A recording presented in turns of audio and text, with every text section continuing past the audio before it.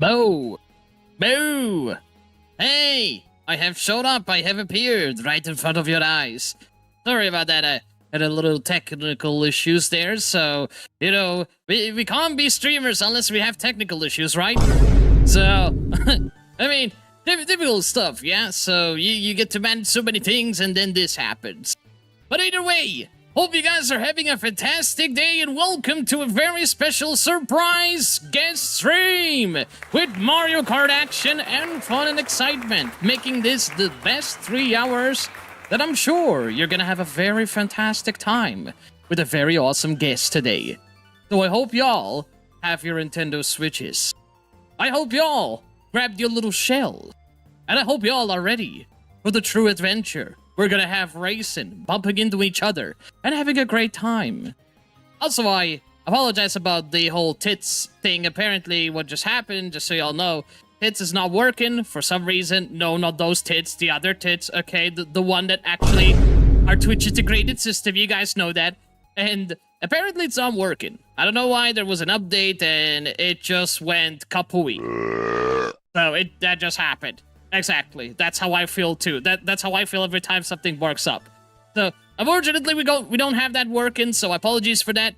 However, things are gonna get awesome. So we're gonna have a fun time and we're gonna vibe and it's gonna be awesome. So guys, I want you all to have a great time today. We have a very lovely guest that we're gonna be chatting with and overall just having a fantastic time.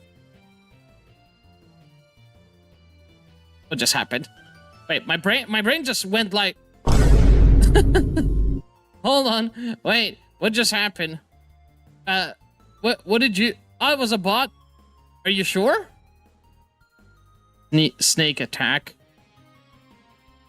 Oh, okay. I didn't realize that was a bot. I thought it was an actual thing. Good catch, Husky. Good catch.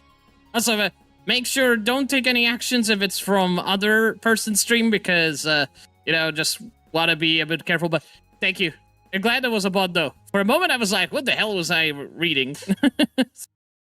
Good catch, though. That was a good eye. Better than mine, for sure, because my eyes are playing a little mind games. Oh, one of those join Discord, but oh, join so you can become famous for $4.99. Except this one was like, join so we can become friends and steal your money and pretty much make you into an absolute pine hole. Makes sense. Well, good catch. I appreciate you keeping the chat safe, Husky. Well, thanks a lot for that. That is awesome, and we are ready to go. So I hope y'all are ready for a fun time. So let me check on the English guest, and we're gonna see if we're ready to go. So let the party begin, people. You know how we party around here? This is how we party around here. Here we go. This is how we party.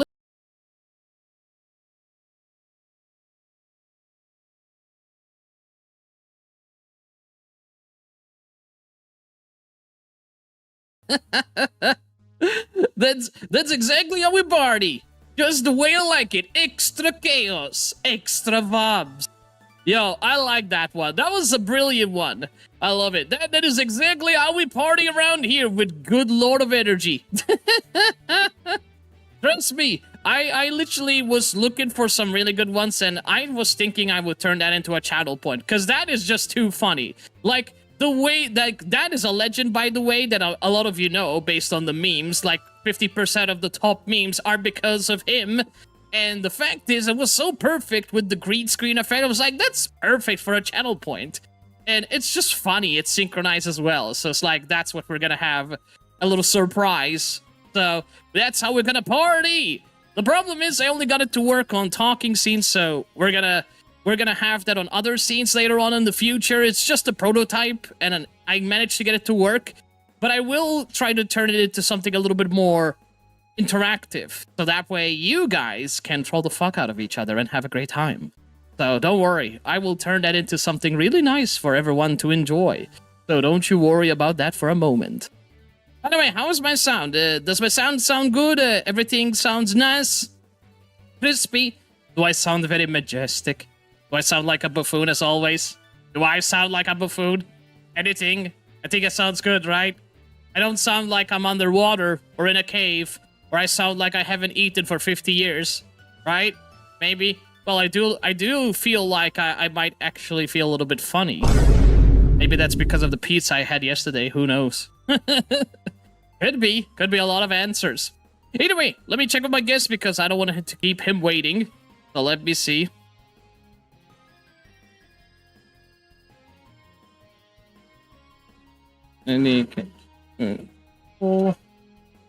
Okay, so pardon the background noise, y'all. I hope you guys won't hear that, even though you guys probably will. For some reason, I hope the new cable thingy won't actually. I hope the new cable will actually help with this, because the fact that it picks up too much background noise, it's a little bit scary, and I don't know why it does that. This mic wasn't supposed to do that, but we'll see. If you guys hear any little background noise, please let me know so I can adjust the settings as per usual. You know, just mess around with shit and try to get it to work. By the way, we're raising money for charity, so you're welcome to have a look. By the way, welcome on in all the people that came in. Husky, Lily, Shy Guy. I also saw Yoshi, welcome on in as well. Everyone that came in. Bowser, Princess. I don't think I missed any names, at least not that I know of. Thank you so much, guys, as always, for being here. So I welcome you all with lots of energy and lots of vibes. So thanks again for being here. I hope you all are excited to see some wonderful chaos break loose. I hope you all are ready for the fun vibes. Also, again, pardon me for the chaos. There's a lot of chaos going on, so it's all gonna be good. It's all gonna be fun. So let me just call our guest, and we can begin. So we're gonna go to the gaming scene, and we're gonna get our guest on call so we can have a fun time. So let's do it. Let me call my guest. I just thought of a very perfect way to call somebody. Wait, I'm gonna make a pun out of this because his name is called ChillVibes, and I just got the perfect way to actually introduce, like, pretty much like call somebody and clarify in a very funny, punny way. So let me get in call with him, and you guys are gonna hear this. So give me a moment. Let me just ring him. Let me ring him the classic 112. I'm just kidding. No, don't ring that. Let me call, and we can begin. So let me get our friend. In. So let me see. We're gonna call. Here we go. Ringing.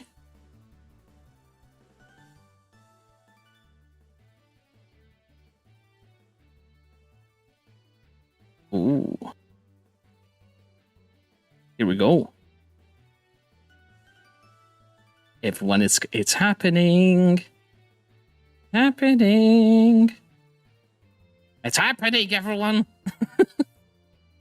This is gonna be good. Ring, ring. Oh, wait.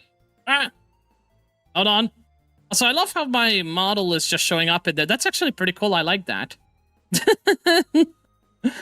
Oh my. Let me see ChillVibes on the other side. Want to make sure everything's okay. I think ChillVibes already. So ChillVibes is live as we speak. So there's a share chat going on, which is pretty awesome. Let me have a look and see just right this instant. Give me a moment. I'm just gonna check something. Seems everything is ready. Oh, he can't hear me? Oh, wait a minute. That's because he needs to join the Discord. Hold on. He needs to join the Discord. Hold on. Let me...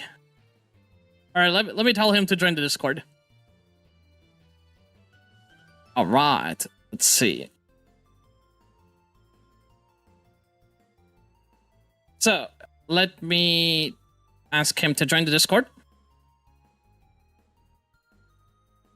Okay. So.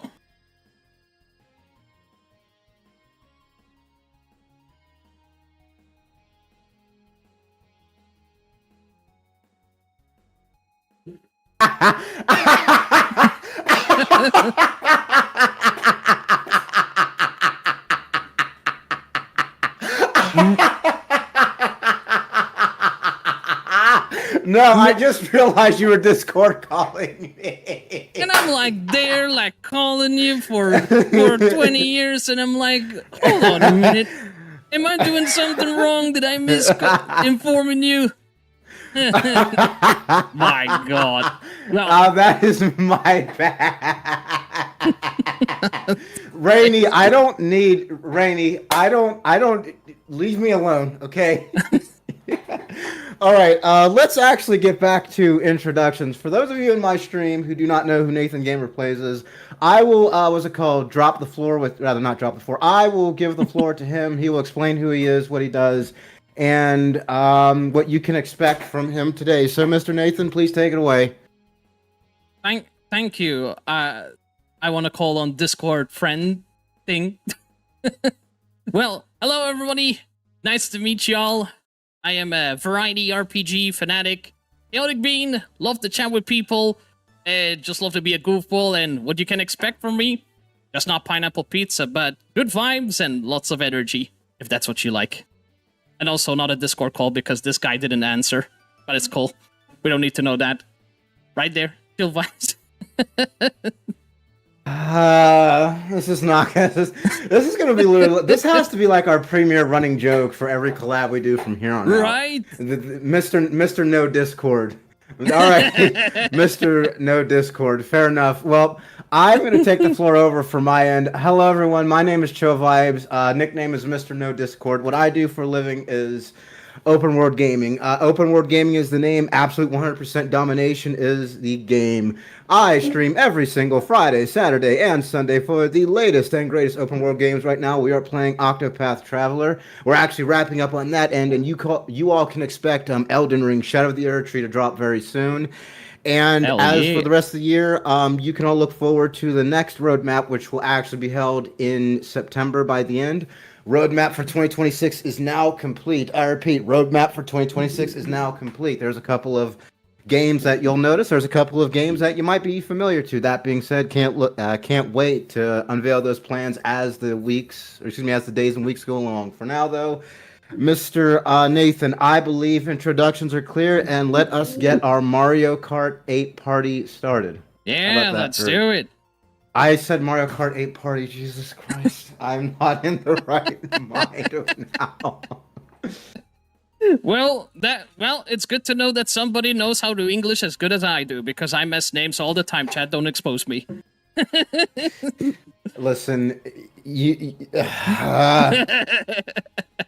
They know, do they? Rainy knows it just as well as anyone. Me and English have a very complicated history. I've gotten much better since I've started, though. I've gotten infinitely better. Now, to the point where I can say I am an absolute English scholar. Oh, absolutely not. We're far ways away from that. Brilliant. All right, man. Brilliant. All right. This is my first time actually doing online play with Mario Kart Deluxe. Can you walk me through how to actually access you? Sure. So the way it works is I'm going to create a tournament, and from there, as long as you have the online membership, we'll be able to join in via the friend code, which I will send to you, or the tournament code. And then the best thing is that if we want to play against bots or no bots, or even like against the communities that will join us, basically they can join in via the friend code or the tournament code, and that's it. And we're good to go. That easy. All right, let's do like the first couple of matches with bots, and then we can just go with actual competition soon thereafter. Alrighty. Let me get the game started, and we can proceed. Great. Don't worry, this is normal. Especially with English, and for me, English was my first language, was Japanese. Listen, English was my first language, and I still am not very good at it. I'm absolutely terrible at it. If you all want to know something about me, a little get to know me, among all the grades in school that were from like best to worst, history, science, math, and English was at the very bottom. Well, that and half my English teachers, they literally had little to no idea what they were talking about, but that's besides the point. Alright, now. So I'm gonna crank up your volume because apparently the game decided to blow my eardrums off. Hey, don't worry. Discord decides to blow my eardrums off too. Wait, very So loud. I have to constantly fiddle with these settings. It truly is a nightmare's nightmare anymore with this audio interface. But at the same point in time, I'd rather have it than any other. Alrighty. Let me set this up in a sec. Oh my goodness. Ooh, that English is never. No, it's not. English is never easy. Never. Oh yeah. English is totally not easy. Totally. Yeah, we English very good. Don't worry about it, chat. Well, the problem is every single year something brand new gets added into the English language, be it a word, a phrase, some type of code language, meaning a whole paragraph, some new what's it called, trend that's going on, or even worse, some type of new thing that everyone has to get latched to for like the next 2, 3, 4, 5 years. I've noticed in the past 2 years, if you don't use aura farming or aura, you're just not part of the cool kids. And I just said, well, I guess I'm not part of the cool kids, I guess, because I have no plans on using it. I would just hit them with the Uno reverse card. Be like, hey, guess what? I'm a cool kid. Why do I have to be part of a group to be a cool kid? Like, how do you explain that? Like, I'm already cool. I got my friends here, vibing with them. It's like, I don't need any justification to be cool. I'm already cool. Thank you so much for the follow. I'm sorry I didn't see that. Muskie says, listen, musical history was yours. Armored Warfare was mine. I didn't actually get to musical history until it was like much later in my life. I actually didn't study that up until 5 years ago. But Armored Warfare as a whole, Cavalry Warfare, that was my whole thing. What's it called? Not architecture, but arts and the the cultural arts as well as entertainment was my second. All right. So far, besides the little laggy and shaky, so far it's working-ish. At least it's not gonna teleport like last time. At least we'll see how the internet will behave today, because apparently got a little feisty as soon as we had you as a guest. It's almost like it knew that we're gonna do a podcast. But fingers crossed. I'm not ever going to discredit anyone's internet when I do collabs. Far be it from me. I literally just told my own stream. Actually, I think your community might have missed it for me. My internet. I have been literally working on my internet for the past week. I had to delete the main router settings, the AI mesh settings, the modem settings. I had to wipe all of that from scratch. Then I had to actually manually reprogram each single one individually on their own. That's why I couldn't stream yesterday, because I had no way of doing it. Everything's finally fixed, but my goodness, was that very long. All right, I see the room ID code, so now what do I do? So, you go to friend. I believe it was called friends. So you go to online play, one player, and then you should have the friends. I believe it was called friends and room. I believe it was called. Yes. Friends room. You search room ID. Yep. Exactly. Yep. Okay. All right. Let me see. And that should get you in with the room ID. I got you. All right.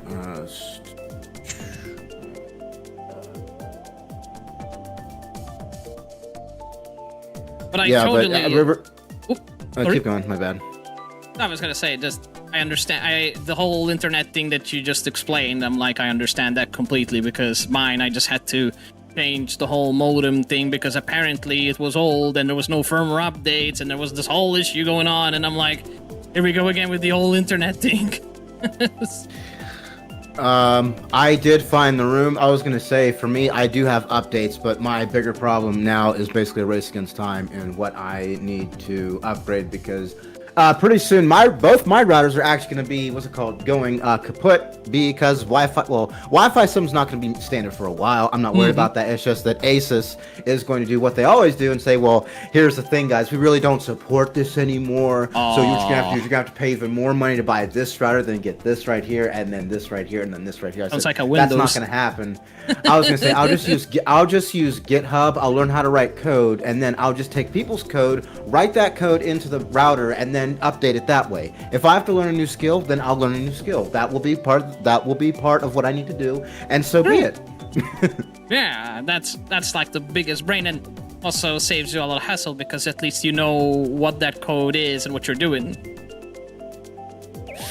That I definitely trust people on things like GitHub. I definitely trust people on things like Reddit to do those code things. That's like a skill I simply do not have the time for, but I'll never look down on people who have that time and ability to do it, because those people like make massive coin. So say for example, like all the overheating issues I discussed with you on the first time I actually tried to attempt this.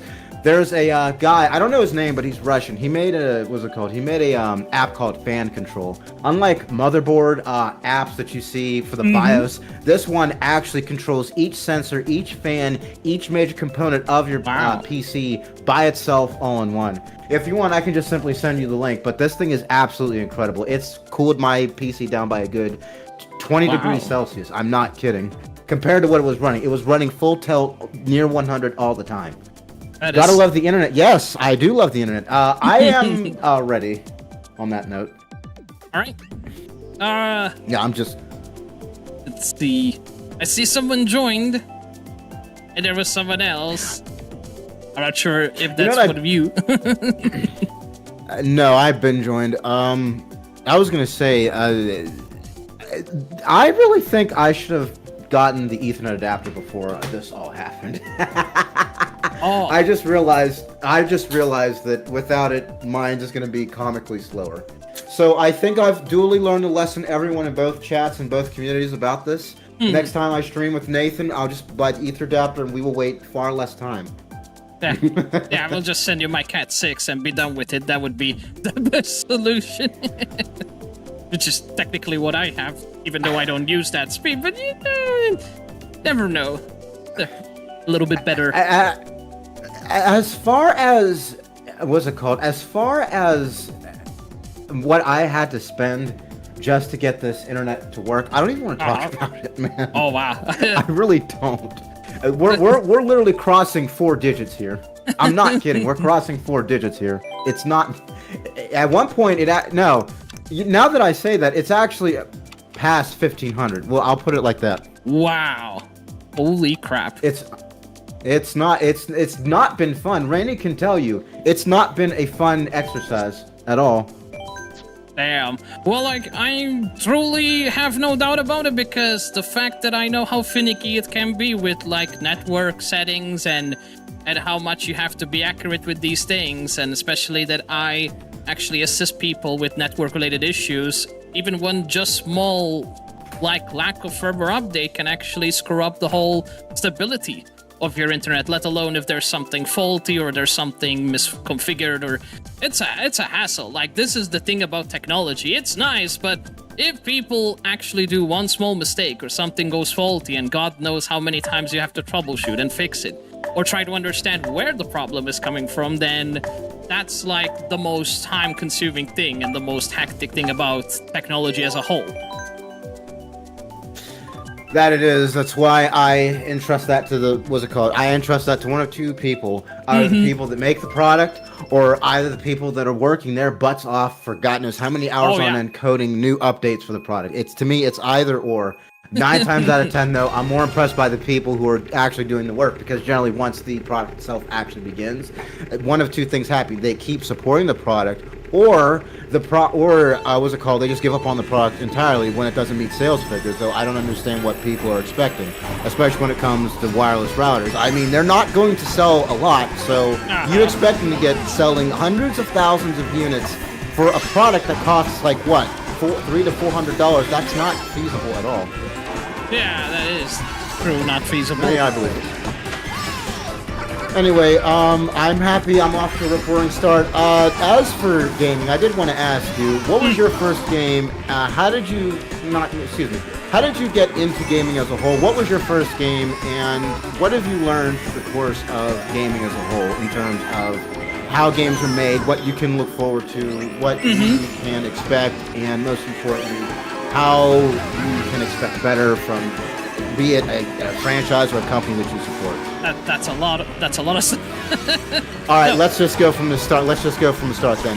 Yep. When did you first get into gaming? Like, what age? So the first game that I ever got, I was at the age around 9, I believe. more or less, when actually I remember my parents a long time ago that they bought me the first ever console, which was the PS2 back in the days. Not even the PS1, it was actually PS2. And the first ever game I ever owned was actually Harry Potter and the Chamber of Secrets on the PS2. And from there, I started having like Crash Bandicoot games and Spider-Man, which was freaking super nice, like Spider-Man 3 from the actual film. And oh my god. Nice. Since those games back in the days, I really enjoyed the action-adventure. Action-adventure was something I really liked so much. And even though when I first started streaming, the first game that I actually began with was actually Dead by Daylight.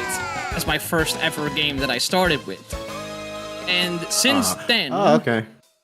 Even though Dead by Daylight had nothing to do with RPGs, I actually started playing Kingdom Hearts a few months after streaming, and I was a non-VTuber back in the days, and then I became like a PNG tuber for some time, a lot more like the budget PNG tuber back in the days, and since then I played Kingdom Hearts, which was my first ever RPG, and because of that, it actually got me so into into the story, the action, the fun, the fact that there was nostalgia involved because it had like my favorite characters from when I was a child. I used to watch like the Mickey Mouse series. I used to watch, like Snow White, Cinderella. I used to watch these movies a lot, especially even like Cusco, The Emperor's New Groove. I used to watch that non-stop. And from there, from that one game, it branched me out to actually becoming more of an RPG creator because I just really connected with the story so much, just with that one franchise as a whole. And that's from there, just from the RPG alone, it actually made me become more of a variety creator, that it's more like specialized on RPG games. Because I really love me some RPG games since then. I love the story, I love everything. Like from the character growth, from the action, from animation, visuals, everything about RPGs is just super awesome. I gotcha. So, in kind, I will answer that question from my own end. I was age 4 when I first discovered a Nintendo Entertainment System in my mother's closet. She actually had all the stuff for it. There was only one game, though, to the surprise of no one, for those in chat. It was Super Mario Brothers. Let's just say my first, 5 experiences. I couldn't get past the first level, but with a little time and practice, I made it to World 3 before she ended up selling it. We were moving anyways, it didn't matter. She did have a Super Nintendo Entertainment System that she got for herself a couple months after that, and one of the games she got was Super Mario World, Super Mario Brothers 3, and a little-known game that I don't think even she remembers. It was something called Legend of Zelda: Link to the Past. Now, I, at the time, didn't care about, like I said, I was like 5. I didn't care about too much about Legend of Zelda. I was so busy playing Mario. I was having a fun time with Super Mario Brothers World. I was so much having a fun time with Super Mario Brothers 3. Now, once I got more and more into gaming, it became now known as the N64 era, and that's when I truly, understood that open world was absolutely fun, starting with Donkey Kong 64. On that note, Donkey Kong 64 would be the first game I would have ever gotten over 100% completion on. And for those of you who have ever played Donkey Kong 64, that game is a collectibles collectathon grind. I'm talking, you're going to be spending at least anywhere between 48 to 72 hours trying to fully 100% that game. Because there is constant backtracking, there is constant collecting, there is constant challenges, it's constant, what's it called? It's constant grind mode in terms of that. And then after that game was complete, I went to Ocarina of Time. I didn't 100% that, but I got Majora's Mask. I did beat the game for Ocarina of Time. Majora's Mask I didn't complete fully. Unfortunately, got Banjo-Kazooie. That was another great collectathon game that I loved.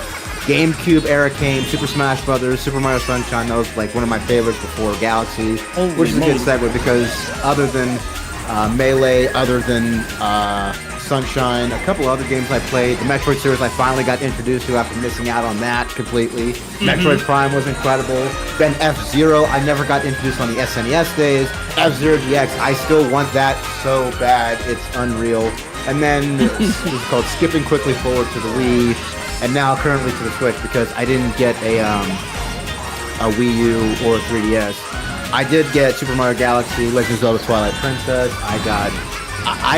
I remember watching and playing Xenoblade Chronicles for the Wii. It wasn't very long. It was like a good, 35 minutes?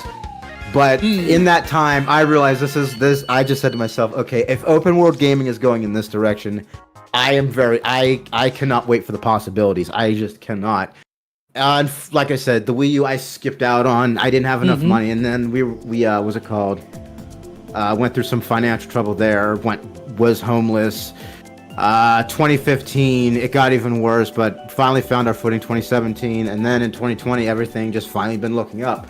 Next year, got a Switch, and as far as what I decided then during the time interval between 2015 to 2020, I said I decided to be a streamer. Now, initially, I actually wanted to be a competitive streamer because during much of my childhood, I actually omitted this deliberately. From 2006 to 2011, I was actually a semi-pro Call of Duty player. I jumped around on a number of teams. I would consistently place like top 5 in our own small little what's it called, conference. Then we'd actually have the conference to decide the best player. I would often score in top 5. 2012 though, that was the last year I did competitive gaming for 2 reasons. Number 1, that was the peak of Call of Duty, and number 2, I was just gassed out, man. I really was. Like I said, I do enjoy these types of things, but I gotta just branch out. And then after discovering a game like Chrono Trigger, I didn't play that for the SNES. I didn't play Earthbound either. I said, so this is basically what I've been missing. And due to that fact, I'm like, okay, now it's time to really get in grind mode and see what I've been missing. And thanks to the Switch, I've gotten a lot of games that I wouldn't have gotten otherwise. So, for example, Shin Megami Tensei 5. I love that game so much, dude. I got what's called Shin Megami Tensei 5 Vengeance. Yeah. And to me, for those of you in chat, if you want to enjoy Shin Megami Tensei 5, that game is the definitive version of Shin Megami Tensei 5. It is worth everything. Yeah. The Vengeance part of it adds not just quality of life, it adds bonus features, it adds, increased replayability, but most importantly, it adds a lot of, not monster, but demon updates, some of which I didn't know about because I'm going to be 100% honest. In addition to being a semi-competitive Call of Duty player, I was a semi-competitive Pokemon player, and between me and you, I'm not looking up all over 100 demons and what they do, what they don't do, how they do this, how they do that. As I said, those days are over, but playing that as the overall experience of a game, it really was a joy just to play that game in its entirety, to see what they actually did, Atlas, and to see how much better that game was. All right, now that we've actually effectively answered question number 1, it's time for question number 2. What outside of genre, what do you now expect from these genres that you play? Like for me, it's open world, but for your take for just variety, what do you look forward to most? Like, what are your biggest 3 things? Is what I think. Okay, so as in aspects of RPGs, what I look mostly. Yeah. Yeah. What do you look forward to most, more than anything? So, when it comes to RPGs, I think what I look mostly is the narration of the story, which I really normally care the most. Besides, of course, having fun mechanics and great graphics, I think the story is the main sellout for any RPG because, it wouldn't be an RPG if it doesn't have a really good story, now would it? So, No, it wouldn't. So, story is, pretty cool thing for me when it comes to any RPG. And I think also what I would like besides that, music. Music plays a big role in any RPG games. I've literally been playing some Xenoblade lately, and my community actually recommended me the Xenoblade franchise, and holy shit, that franchise is amazing. Oh my god. Nintendo's scooping up Monolith Soft when they did after Sony, not just Sony, but after Sony left it to dead. That was one of the best business decisions Nintendo's ever made. That just gave them another pillar to add to their ridiculous war chest of first party IPs. as for me, I'm just going to simplify it because my first answer was so winded. So first off, my first thing that I look out for open world games is gameplay. Open world exploration at this point, I wouldn't say it's stagnated, but I think everyone who's ever played an open world game can know what to expect. What do I care about most is gameplay. What I mean by that is the gameplay mechanics and the core aspects of the game enough to compel me to keep playing? Is it good enough to allow me to explore more? But most importantly, is it going to keep my vested interest enough for me to keep streaming it? Number two would be the world itself. Again, as I told you, open world gaming at this point, there's definitely a lot to explore, but it's a general theme of special area here, special area there, what is it called? Unique area here, secret room here, that sort of thing. But what I look for is not so much the areas themselves, but the way in which you have to navigate your way to actually get to them and what you have to do in order to get to them. And third and most importantly, this doesn't apply to open world, this applies to any game. It's emotion driven. Can I be emotionally invested overall as a whole with characters, with what's it called, story writing, with character development, with plot development?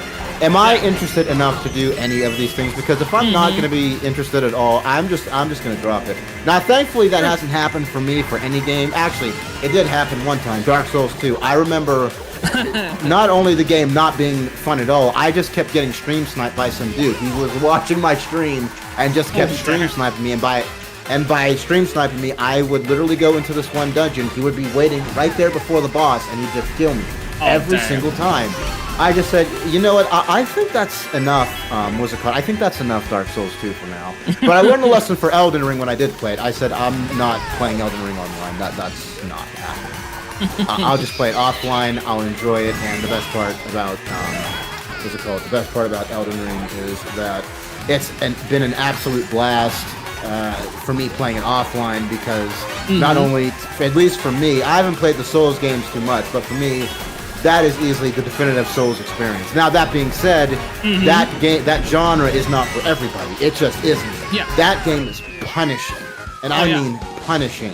If you are not used to games like that, or namely games from like that from yesteryear, it's just not going to work. But if you are like I am, who grew up with that stuff, a number of other games I did omit for this reason. For example, Ghosts and Goblins, Super Ghouls and Ghosts, Battletoads, any of the old beat-em-ups like TMNT 4, Turtles in Time, that sort of thing. Then it's just not going to be for you.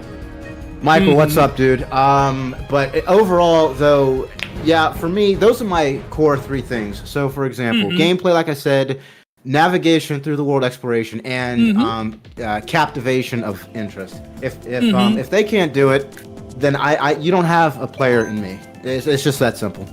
Fair enough. No, I mean, those are very valid points, because it's I think I can actually add to that. Like, for example, when you have like these side quests that they include in these open worlds, and for me, I just feel like I'm just gonna spend there reading a bunch of dialogues for 10-15 minutes and not understanding a damn thing what's going on, or pretty much the reward just won't be that impactful for you to actually do it.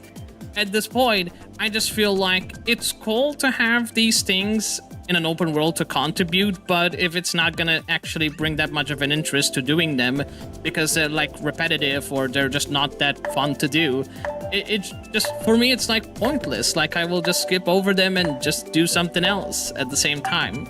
So for me, it's like, if you're gonna do a side quest and you are trying to bring people into actually doing them, like, there has to be a balance in what kind of side quests you're giving to the player to actually do for the fun aspect. Not just, for example, oh, I can give you a side quest and be like, collect 10 of these things. I'm like, fine, but like, what about like fighting a boss in a secret area or a super boss or something? Now that sounds more exciting, and like that for me is what gets you to do a side quest, not like these like sometimes can be like boring repetitive things that they normally squeeze in just to make it feel like more fulfilling, you know? I do. That's why I always tell people in my chat, don't play a game for the name. Play it because you want to be vested. You want to have a vested interest. If you're simply spending money for the sake of, what's it called, following a trend or chasing a trend, you're not going to enjoy yourself. For that matter, you're just only spending money to just spend money, and that really isn't a feasible way to actually, properly invest your resources in. If you're going to spend money entertainment-wise, please see to it that you're actually enjoying the product that you're actually spending on. So for me, as I just told you, every game I stream, I'm going to invest interest in it because I have a vested interest in it. Because 9 times out of 10, I've researched it. Now, have there been games I haven't researched? Of course. For example, this is not Xenoblade. What was that one game? Oh, Shanti. What is that? What is that platformer? Oh, what's her name? She's the genie, the platforming genie. What's her name? Shanti or whatever her name. Well, whatever her name is. El Shantae or whatever. I've never played a game like a platformer like that in a while, but I was really Shantae, that's her name. Thank you, Shantae and the Genie's Curse. I've never played a Shantae game in my life. I just know there was a solid platformer. The thing about that though is that I was interested enough when I first played it. I continued to play it. So once I continued to play it, when I was variety streaming initially, I decided to keep playing it. But after a while, I said, you know, considering there's like a little bit, not a whole bunch, but considering there's like a little bit of like Metroidvania in here, I want to see if this actually can expand to something better.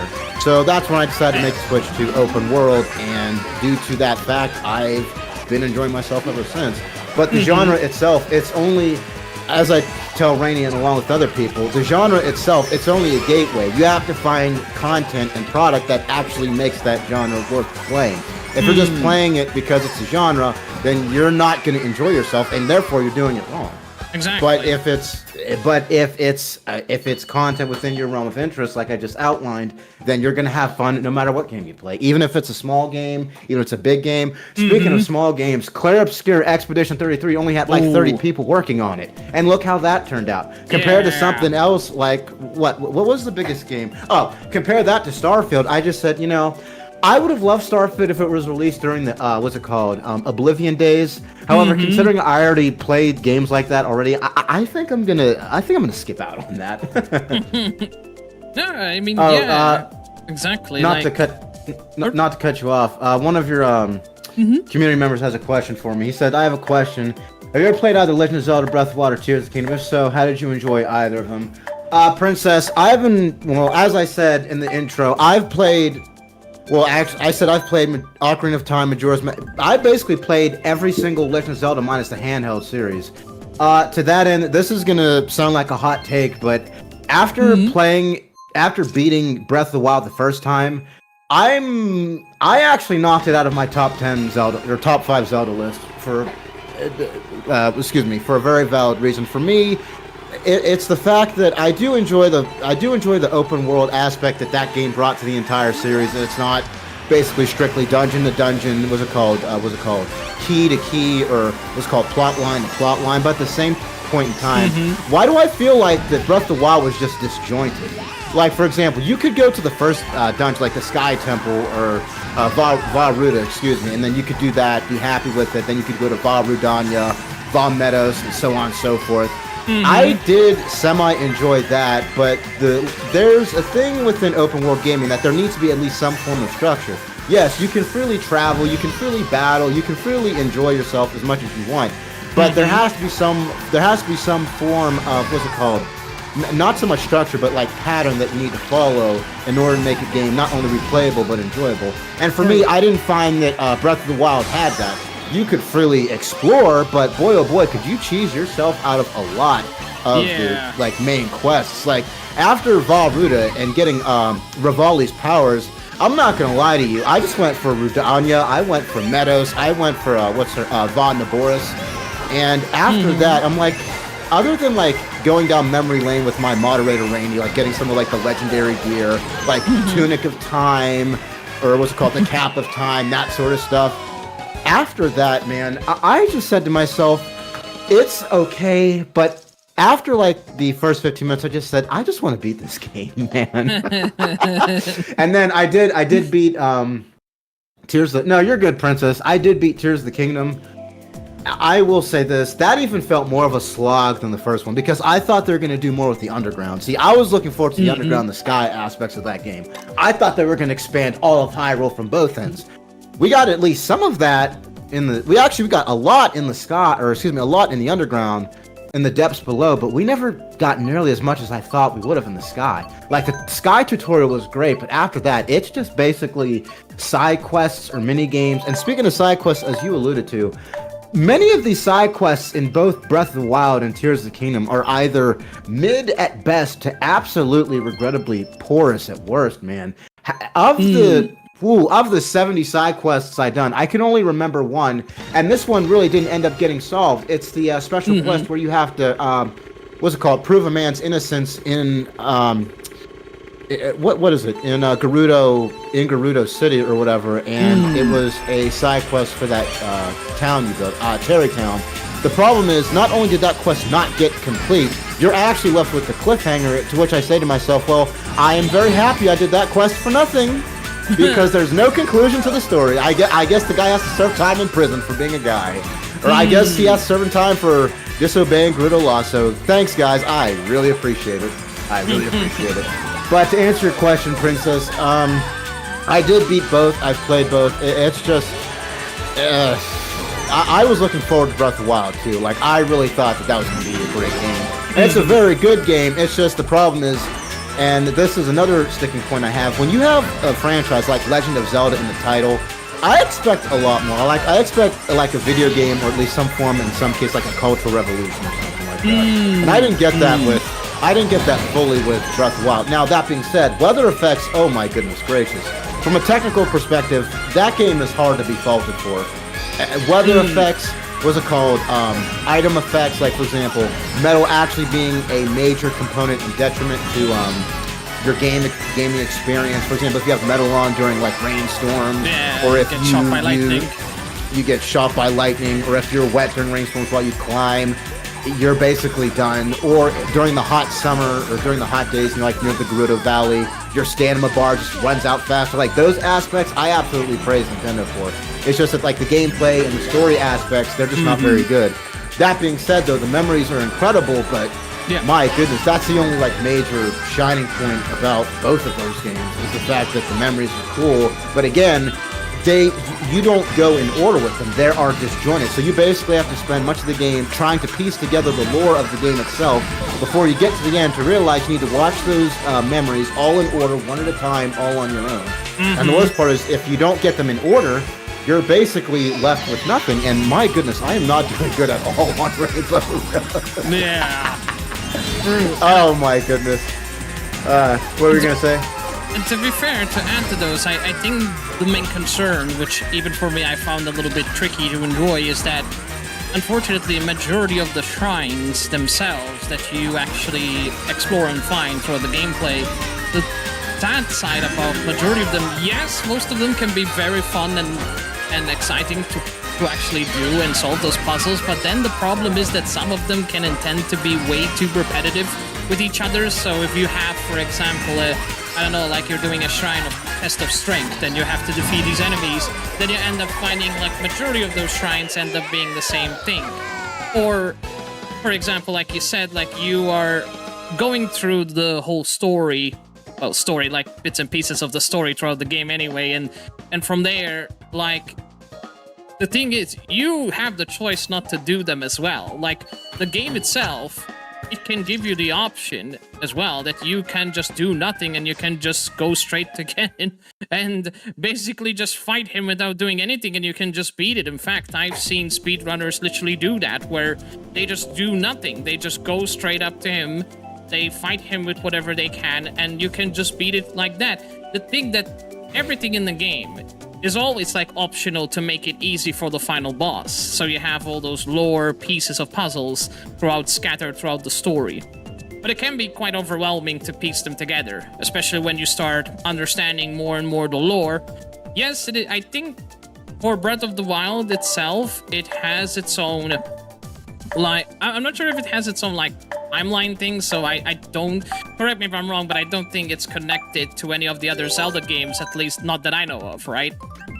As far as I'm concerned, well, actually, Nintendo put an official, this is going to be in quotes, official timeline, so keep that in quotes, saying that, what's it called, what was the one? Oh, Skyward Sword basically was the first, and like Minish Cap and all this other stuff. And then apparently, Breath of the Wild and Tears of the Kingdom are their own thing. Although they basically retcon that because when Breath of the Wild first came out, those two games were supposed to be at the very end of the Legend of Zelda timeline. Now they've retconned it to see to it that Breath of the Wild and Tears of the Kingdom are their own separate thing in their own separate universe, doing its own separate, what's it called, cosmology, to which I say, why are we making the Zelda timeline so much more difficult than it needs to be?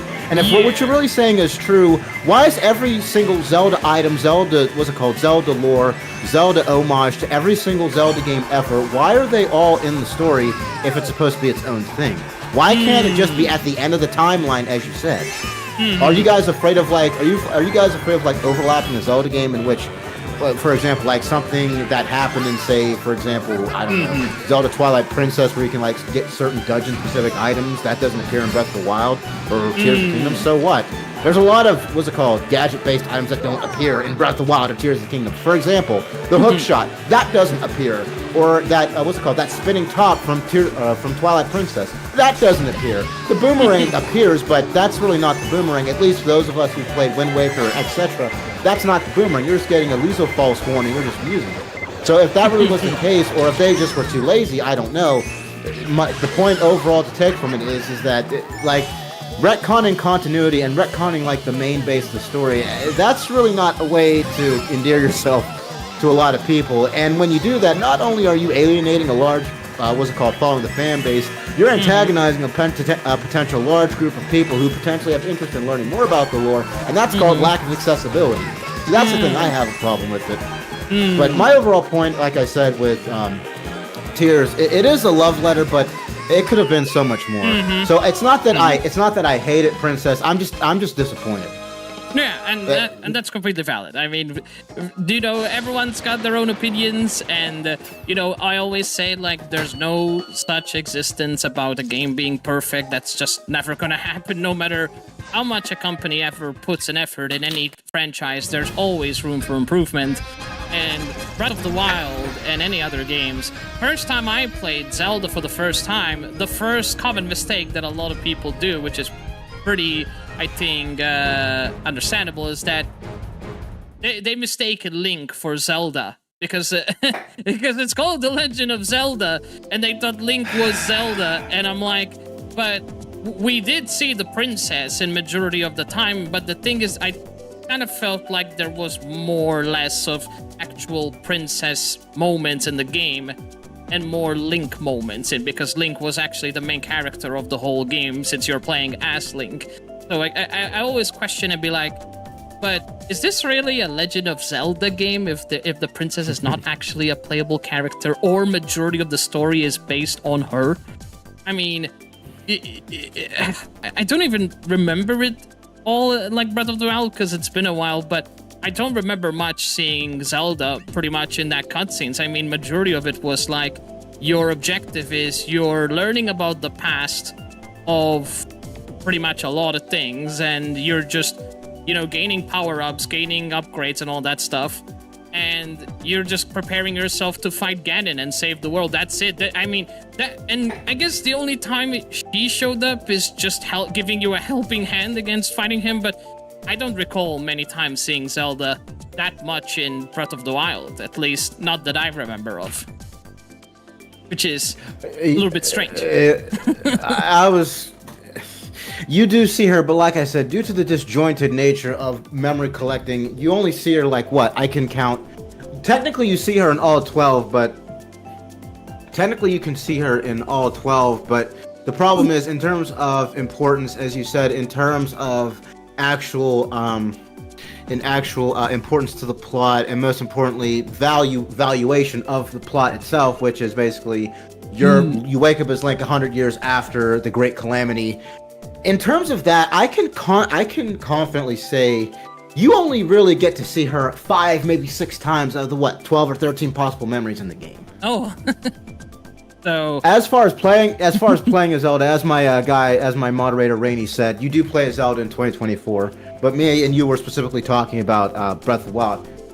Regarding what's it called? Regarding what I look regarding what I look forward to as regarding my franchises in terms of what I expect. It really depends on the franchise itself. If it's a new IP, then I will definitely judge it based on that. See if there's any similarities of other games I've played from the past, from whatever genre. See if there's something new that it offers. See if the content itself is not only creative and innovative, and ultimately see if it's worth investing time. And if it's something I already know, like Shin Megami Tensei, then I basically have a checklist. Okay, how good is the story? How good is the gameplay? How deep is the RPG mechanics? How deep is the turn-based mechanics? How deep is the the leveling system? How deep is this? How deep is that? How deep is this? And if it can check all those boxes while being a fresh new experience in and of itself, then guess what? You have a fan in me. If it's not, then it's only a matter of time before I completely lose interest. That's fair. I mean, I'm gonna be honest. You guys have crazy amount of knowledge, more than I do for the Zelda games, because unfortunately the only Zelda game I actually finished happened to be Breath of the Wild and nothing else. I haven't played any of the other games, not even like I played like a long time ago, like Ocarina of Time, and I liked it for the nostalgia vibes and the whole. I think like it had like, I'm not sure if it. I think Majora's Mask had more dark themes in it more than Ocarina of Time. But definitely. I really like some of it can be like really actually complex puzzles in Ocarina of Time, which I really liked. I think the most awesome thing I liked hearing people talk about Majora's Mask is the bloody timer in that game. Oh my god. That mechanic about that game is just so overplayed. Yeah. Like I get the critique. Don't get me wrong. You basically have a timer at the bottom of your screen, constantly reminding you if you don't do this in X amount of days, guess what? Moon comes down and go bye-bye. And it's to which scary. I have to remind people. It is scary, but that is the absolute adrenaline rush that you get. That honestly, I'm going to say this right now. A lot of games honestly don't give you that in terms of storytelling or in terms of potential danger anymore.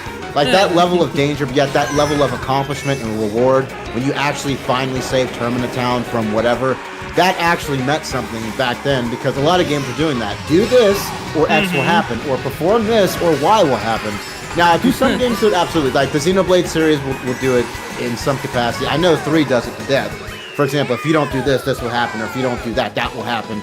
Or Shin Megami Tensei, certain side quests, you can do certain things to unlock certain perks and benefits that'll help you out later. But other games, they just don't do it. Regarding Zelda, it can be, as far as our discussion with games, it can be something entirely different. If you actually want to ask me questions, go for it.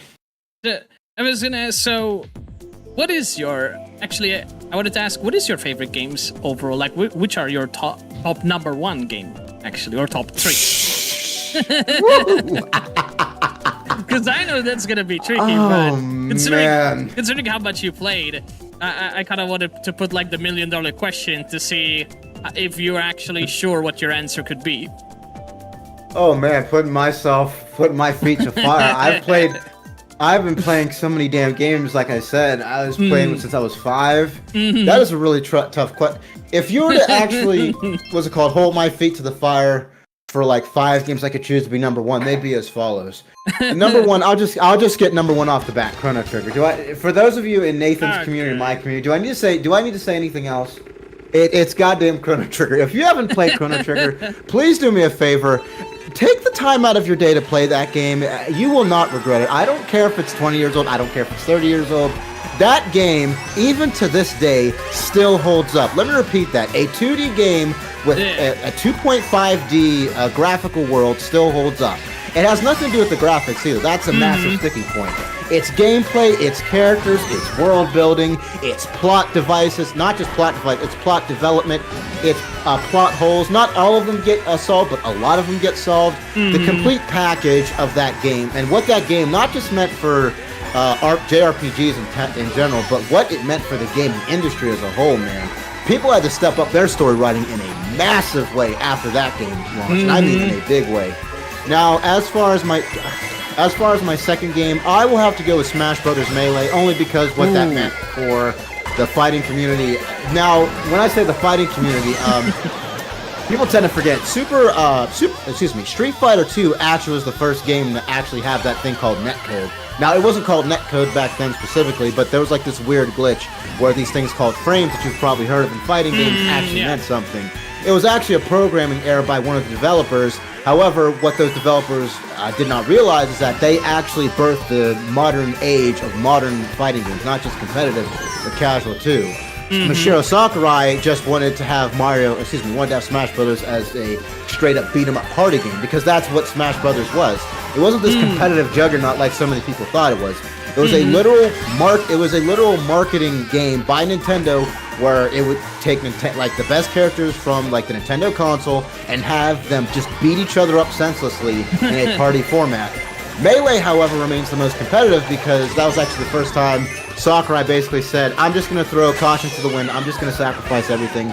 I'm going to make everything as crazy and hectic as possible, and I'm going to make sure that this game is the most chaotic yet fun Smash game of all time. And even to this day, I'll say this right now, after playing Smash Ultimate, after playing Smash 4, to me, Smash Brothers Melee still remains the best Smash fighting game, and therefore, it's one of the greatest fighting games ever to be made. Now, as for racing, again, this is gonna you can add me to the boomer status. I really don't care. To me, F-Zero GX is the best racing game ever made, and there's a number of reasons for that. Number one is track design. From Big Blue to Mute City and some of the other tracks that game has, every single track, you have to actively think about how you're going to plot your course. It wasn't just full throttle, hit the boost button, hit this button, you got boost power, or nothing like that. I think Princess actually might have some knowledge on that. Every single track in F-Zero GX, you had to think about each, turn you're going to take. You had to think about each, lap. You had to think about who was behind you. You had to think about, your energy. And ultimately, you had to honestly stay the course. Otherwise, you were going to lose. Number two, it had the best story mode of any, racing game ever to exist. I'm not saying, for example, Forza Horizon has a terrible, has a terrible storyline. But as far as plot development, progression, F-Zero GX absolutely clears any other racing game in terms of story, in terms of, in terms of progression, world building, characters, especially the characters. Black Doom, the samurai guy, I forget his name, but a number of other characters they're not just nuisances to Captain Falcon, they're legit threats to his existence in that game. And not to mention, number three for me is the difficulty. I've definitely played racing games with like rubber banding, and if you don't know what that is, that's a phenomenon in racing where you get close to your opponent, but as the name suggests, your opponent just magically is 5 to 10 meters ahead of you. That's not by accident, that's by design of the game.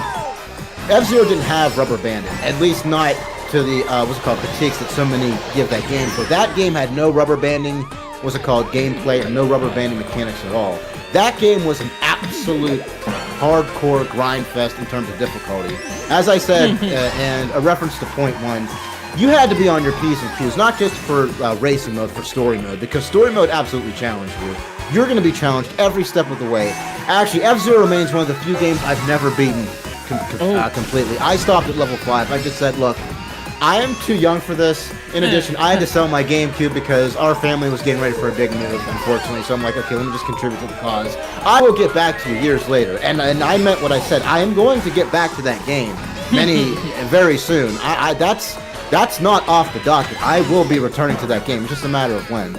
But for me, F-Zero is the best, It's the best racing game of all time. And I'll happily, stand alone on that hill. Number 4, as far as a slice of life open world sim games, I haven't played too much of this in this category, but the ones that I have played, Animal Crossing, Stardew Valley, I recently got into that. Nice. Harvest Moon, I would have to say Animal Crossing on the GameCube, only because games like Harvest Moon, other games like that, they have been around for a while. But I truly think that with Animal Crossing for the GameCube, that game absolutely brought slice of life and just basically cozy vibes as a whole to the game. to the gaming industry, not just to the gaming industry, just to the entire public as a whole. Because for me, but prior to that, that was a very, very niche genre. Other than if you're a Harvest Moon fan, you love those types of games, but even though that game like sold relatively well, that wasn't the big explosion that gaming needed. Now, post Animal Crossing, oh my goodness, there's been a demand for lifestyle and slice of life games ever since. That game is the ultimate cozy game, but however, it will always start with me with GameCube because from great characters like Mr. Rossetti to great characters like Mr. Tanuki to all of the illusions that game had. Oh, that and the fact that was one of the few Nintendo games that absolutely punished you for cheating. That's what I loved about it, because I remember going to a friend's house one time and he thought he was slick because he had like an action replay for Animal Crossing. I said, dude, I really hope Mr. Rossetti does something. And he did actually do something. That was one of the few games you were punished for cheating. Mr. Rossetti, if you were found out to have a hack or a cheated aspect for Animal Crossing, Mr. Rossetti would delete your game. Let me repeat that. Back then, you were punished for deleting your game. And for those of you that don't remember, or for those of you that do remember, Banjo-Kazooie used to do the same thing. In Treasure Trove Cove, there's a special area in which you can actually enter cheat codes for the game. Now, granted, I never did it because, number one, I did and still believe that cheating is completely stupid, but that's just my opinion. But I only found this out after beating Banjo-Kazooie a third time because I love that game so much. I actually did it as like a test. So I entered like 3 cheat codes to see what happened. Gruntilda just kept popping up on the screen. She would like lie and say, well, if you do this again, I'll delete your game and there will be no end. And I'm like, okay, try it then, Gruntilda. I did it a third time. He said, okay, so now your game gets deleted. Have fun making a new one. And to my surprise, I'm not kidding. Every single game save file was gone. It was completely gone. She wasn't kidding. I'm like, oh my goodness. Well, at least we have like an anti-cheat system. Now, in today's case, there's no anti-cheat device, but I did want to bring that up only for the sake fact that that's one of the few games that I can constantly say I give props to them, because if you really are cheating in a game like that, like, come on. It's a slice of life game. It's not meant to be taken seriously. You don't have to get every single collectible ever and do every single thing ever. No, exactly. It's meant to be a relaxing, fun, and rewarding experience. Yeah. And if you're not doing that, then there's no point in playing. You basically gave Nintendo 50 free bucks, whether you realize it or not. Yeah. If like cheating is like the only aspect of you just to complete a game and not actually enjoying it, then what's the point actually buying it if you're gonna end up doing something that, you know, well, it's against the rules and just destroying the fun in general. It just sucks. At this point, what do you do then? Literally, what do you do? And for my number 5 game, I'm going to go in a completely different direction. I'll go stealth. It's I have to say MGS2. For what that did to stealth, for what that game meant for the stealth genre as a whole, it was incredible. Now, people don't remember MGS2 as a whole, but when it first came out, MGS1 was great, but prior to MGS1, and even prior to MGS2, other than MGS1, games like Splinter Cell, games like, there's a number of others that are escaping me, but other games like that, they really didn't sell that well, and if they did sell that well, even if they were highly rated, they didn't sell nearly as well. Once MGS2 came into the scene, people finally understood why stealth games were actually pretty good. It rewarded patience. It rewarded, strategic planning. And ultimately, it rewarded you in terms of overall achievement. See, that's what I miss. Games that, challenged your mindset, challenged your ability to think, and ultimately rewarded you for those experiences. So that would be my top 5. So Chrono Trigger, as I said, Smash Brothers Melee, F-Zero GX, Animal Crossing for the GameCube, and MGS2. Wow. That is... First of all, that's pretty impressive for everything you just described to me, because most of these games I actually always wanted to play, but I just know almost completely nothing except Animal Crossing, which is just a little bit because I had a friend of mine playing it, but it's impressive how much you talk about them in such depth and such knowledge. Actually pretty... you can add... I was going to say, keep going. It's actually pretty awesome and pretty interesting to hear you just talk about them. Listen, you can ask my moderator, Rainey. things like this I can literally talk about for the entire stream on end if I so chose. The problem is I'm so more locked into the game that I'm playing. Like, I'd rather just focus on my experiences with the game and then just share that with the people. Try to connect with them with other experiences from other games that potentially have a potential illusion or a potential, what is it called? A potential, not illusion, a potential, what's it called? A potential, not creation. What is the word? It's escaping me.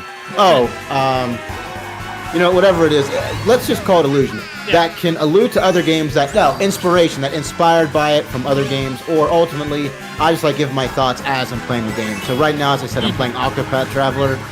That game is screaming so much Final Fantasy 4, 5, and 6 vibes. And there's like a little bit of Chrono Trigger in there too. It's just not so much from like the overall time travel mechanic. There's like a lot of character development in that game. It's like, it's so refreshing to see a 2D game get that in depth with character development. Like, it really is. Like, that's not to say other games that have come out like during that time. It was like 2017, so Dragon Quest 11 came out. What's it called? Like I said, Persona's been out, but the Persona series at that point in time. But in terms of just pure character development and how each arc can systematically, and not just systematically, but both proficiently and efficiently wrap themselves up at the end, it's just an absolute joy just to play that and just see that happen real time. So yeah, in terms of what I like to do, I just like to give, not so much give a lowdown, I just like to go in great detail without overloading people too much, but to give them more than enough of an insight of what I play. Minecraft is still an awesome game. Minecraft, not to cut you off, I have not played Minecraft. I will say this though about Minecraft. If people are still on the fence, or if people still do not like that game at all, I think that Mojang, who is the original creator, and then Microsoft, who bought it, I think mission accomplished for both of them for two reasons. Number one, they're just going to keep talking about it, and number two, I'm pretty sure at this point, it's better to be respected than to be disliked for this reason. In order for someone to either like you or not like you, they have to respect you, because in order to be respected, they need to acknowledge you. And due to that fact, they're just going to keep bringing up Minecraft over and over and over and over and over again. So the more it's brought up, the more attention it gets. The more attention it gets, the more people play it. And the more people play it, the more it's going to be remembered. Getting back to Minecraft as a whole, though, it's not that far of a stretch to say it is one of the biggest revolutions that's happened in gaming over the past generation. Oh, it's really not that big of a stretch. If you're saying Minecraft's not a revolution, I would love to hear arguments about that. I really would. Just to justify how truthful you're saying, I remember I played Minecraft on the bloody Pi. Like, remember the whole Pi thing on, like, when we used to do coding and shit, and people used to buy like those 2 gigabit something like that, like Pi. And I remember we had like the classic Minecraft when it was like a very small, like, regional area, and it's not like big like it is nowadays, because back in the days till now they expanded it tremendously. Even like technology, like I can't even, like, when they showed Minecraft with ray tracing on and all that technology, the amount of work and hardware that they had to do to get that, I can't even imagine the complexity that it took to actually get it to function. And the best thing is, I would even go as far to say that I think Minecraft might be the most, like, good example of how impressive ray tracing technology as it is for the game itself. Because when you enable ray tracing for Minecraft, it looks so much awesome and more like, there's so much more like realistic particles and animations that other games you can barely tell if there's ray tracing on in most of the like FPS games. And like Minecraft with like these technology evolutions they've been doing, it's insanely awesome. Like it was actually like giving the best example of this is what ray tracing should actually deliver in a game. Like, even like look at the block and the sun and everything, like it's impressive. And another thing as well about it is, I think Minecraft, with all these technological improvements that they implemented, might actually be one of the most, like, optimized-ish, let's just say that, with ray tracing compared to other majority of games. Because I run other games and I tried ray tracing on, and believe it that they're much more hardware demanded than Minecraft. Not that Minecraft is not hardware demanded nowadays, because it depends what settings you play on. And trust me, considering how much Minecraft have grew since then, it takes a lot of freaking resources to run Minecraft. Not like how it used to be many years ago. Like, many years ago, it used to, like, you can get away with having an old device and you can play. Now you can just forget it. Like, now, depending on what settings you are, even probably on low settings, you need a decent PC, like, let alone running it in max settings. And, yeah, it's huge. Like, there's so much they changed in it, and it became probably, like, the main example of... remind me, is that, like, a sandbox game, right? A sandbox... with a survival and creative mode, right? Yeah. It's awesome. Like, graphics-wise and It everything. is. It's, for me, it's like super. It's so much fun. Like, I can't even describe how fun it is, because we play together on community nights. You get to run, you know, like mods and stuff on it. It's awesome. Like, it's really nice. Like, as a game of what they did. That's you actually beat me to the punch indirectly. See, for me, I knew open world game was going to take another big leap after Grand Theft Auto San Andreas. I said, okay, this cannot be like the end. I seriously doubt it, because I always wondered to myself after every game I played, I would always question myself, like in terms of like the industry as a whole. For example, what's next after this big thing? So again, when I first played Super Mario Brothers when I was young, I'm like, okay, what's next for me? After beating Banjo-Kazooie, what's next for me? After beating Legend of Zelda: Ocarina of Time, what's next for me?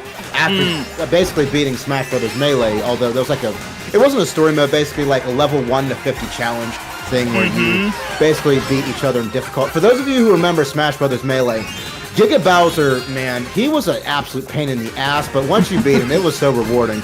But after that, I said, okay, what's next? And then I wasn't supposed to play this game because I was too young, but Grand Theft Auto San Andreas I did play. My mother found out. She was not too happy, but that's besides the point. But after beating that, I literally said, okay, what's next? I did, come across Minecraft. Again, I didn't, unfortunately, have, like, the money. I didn't have a computer, first off, unfortunately, but I did, when I first saw that trailer and I saw the game, I just said to myself, okay, Minecraft is being, marketed as a sandbox game where you can truly do anything you want, build anything you want, customize whatever you want, basically make your own game inside your own game. So it's taken the best of both Animal Crossing in terms of being chill. It's taken the best of Grand Theft Auto, not so much in the violence aspect of but the granularity of gameplay, and it's also taking the best of of Harvest Moon in terms of like active day to day. That's what I always found incredible about Minecraft. However, little did I know, Minecraft was going to explode, and even for that matter, after that, Minecraft didn't just become a revolutionary game. Minecraft became a goddamn cultural phenomenon. You cannot go anywhere on the planet without some child or anyone mentioning Minecraft. The fact that movie sold like gangbusters, that just shows you how powerful Minecraft is. A lot of people said that was going to be, what was it called? Dead on arrival. I said, you guys don't understand. Some of you experts don't understand how some of these things work, especially video games. The only way that the Minecraft movie was going to be bad is if, number one, Jack Black was going to mess it up. And I'll say this right now, I'm not too big of a fan of Jack Black, but to say he's a horrible actor, that's silly. Nah. But number two, most importantly, the only way they can mess the Minecraft movie up is if they literally forsake everything what Minecraft stands for and create something that isn't Minecraft. That's the only two ways that it happens. True. Mess up Jack Black's acting and then just forsake Minecraft. That's the only way you'll mess it up. And to the shock of no one, they not only nailed it, they absolutely captured the spirit of Minecraft. And due to that fact, guess what, everyone? That movie went in the blockbuster and it made pay dirt. And guess what? Minecraft ended up cashing in. To the shock of no one. Yeah, they did. Even I was bloody surprised, because to tell you the truth, it's not that I wanted it to fail or anything. It's just sometimes, and unfortunately, there was a lot of these like live action movies, especially like what Disney's been doing, and we're not going to talk about how terrible Snow White was live action. Oh, please. I remember talking about that with my chat. I said, look, I'll end it this way, everyone, at least in my chat. For those of you that remember, Rainy specifically, I said as follows. We're not going to speak about that movie. Not just now, but for the foreseeable future. We don't talk about that. We're just not going to. But go ahead. Of course. And I think that's like, for the most part, like, it's not that I hated live action. I think it's just a certain level of expectation that people had for certain live action is maybe could be due to the horrible experience of most live actions that people watch that were by Disney. And I'm not gonna actually blame them. Like, most of the live actions from Disney, in my opinion, were crap. But for the most part, like, when I was watching this and I was seeing the trailer and all, I had like second thoughts, and I'm like, first of all, Jack Black, he really knows how to like make things interesting just by him being there. That's already like the win-win there, because he's got a very phenomenal voice. He sings like absolute legend, and he just makes things so much interesting. In fact, that's why I'm such a big fan of his whole acting thing, because even just as a person, he's just so like an energetic, exciting guy who chats with people and jokes around, and that's part of the personality that actually makes him shine as well, not just the voice acting career. And from that point, I was like, it adds another layer of flavor to the movie itself, and that's what actually made it also shine, just by him being there. And in fact, like my friend actually does, like, he watch a lot of movies when he sees like his favorite actors there. He kind of gives him like motivation that actually he wants to watch the movie more, especially if there's someone that he's a big fan of. And although I will say, in my personal opinion, the movie did fantastic and I'm happy it did, I was thinking on the other end of the whole experience, and I was like, let's say if they did actually want to put all the budget to make it fully animated. Like, not like live action, like half live action and half animated, like full on animated. In my opinion, I would have said maybe it would have been better, just because I kind of like more animated films. And maybe it would have fit more the cartoony aspect, because, you know, it fits more of the game, like the gameplay graphic style, if that makes sense, because, you know, having Absolutely. like realistic, you know, humans in Minecraft just does make kind of sense, because, you know, they're all just made of blocks and so on. But nonetheless, they still nailed it, and they proved us wrong how still they can turn a movie around if they actually put in the effort and work, despite of it just being most of it like realism and the other like animated. Of course, it would have been better, in my opinion, if they made it animated, but nonetheless, we can agree that despite the lack of, you know, certain expectations for some people, I still think that for the effort that they did for the film itself, they did an awesome job, regardless if it was like half of it live action and half of it animated. Although, if it was animated, I think the experience would have been much more different, and I think it would have been much more hyped. If that, again, it's still awesome, but like animated wise, I think it would have been so much more, it would have been more fitting. I guess that's the right word, because, you know, like the cartoony, cubanoid, like, design and that kind of stuff. But it's still freaking awesome. Regardless, I loved it so much that I watched it like bloody 6-8 times already. And it's great. I mean, take a look at the Sonic movie. Of course, let's not get into the conclusion about the whole Sonic ugly design that they first announced when it first came out, and everyone looked at Sonic and be like, what the hell is this demon blue hedgehog thing with 2 legs? And it was ugly. And I was man. People had every right to complain because that shit was ugly. But the one thing I actually liked so much, and I think that was the first ever live action film that I liked so much, is they incorporated very well the animated part and the live action together. That fits it very well. And I think that was actually the first ever live action movie that I actually enjoyed. And then it got me into watching other live action films that came out. It's pretty much also, to give you guys another example, I'm not sure if you guys watch anime, like the One Piece live action series. I think, in my opinion, how they managed to make it work by adding those quote-unquote anime effects that they did, it was not mind-blowing, which is fair because in live action there is a certain limitation when it comes to effects, so you can't really, like do that. There's a lot of things which are limited that you just cannot replicate as an anime, right? But at the same time, I just loved how they managed to blend in certain things with live action that still makes it really nice and easy to enjoy. You know what? On piggybacking on your comment about Minecraft being animated, I really thought it was going to be animated when it was first announced. I said, okay, if Jack Black's doing the voice acting, even better, because there's very few what's it called, voice actors in Hollywood that I actually can see doing a good job with what's called Minecraft Steve. He would be near or at the top of my list. Others would be Keanu Reeves, but I'm like, I don't think, like, Keanu Reeves is great. I don't think that would be a good voice for him. Like, someone more a bit serious. Oh, absolutely. But Jack Black would be mine. But after, like, seeing the first, what's it called, the first live-action trailer for it, I'm like, okay, Minecraft's going to be just fine.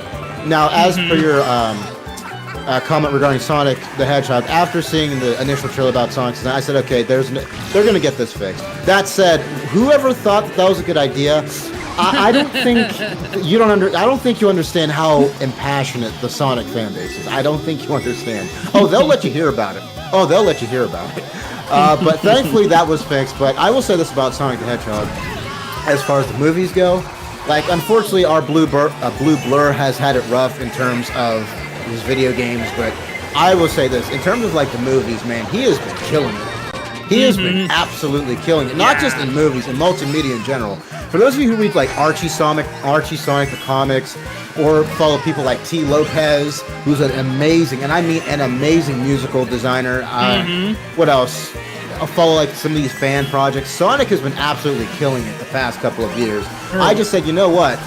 If Sonic can get his own movie and the movie does well, Sonic will be right back on the map. And lo and behold, Sonic the Hedgehog turned out extremely well, and Sonic as an IP is effectively back on the map.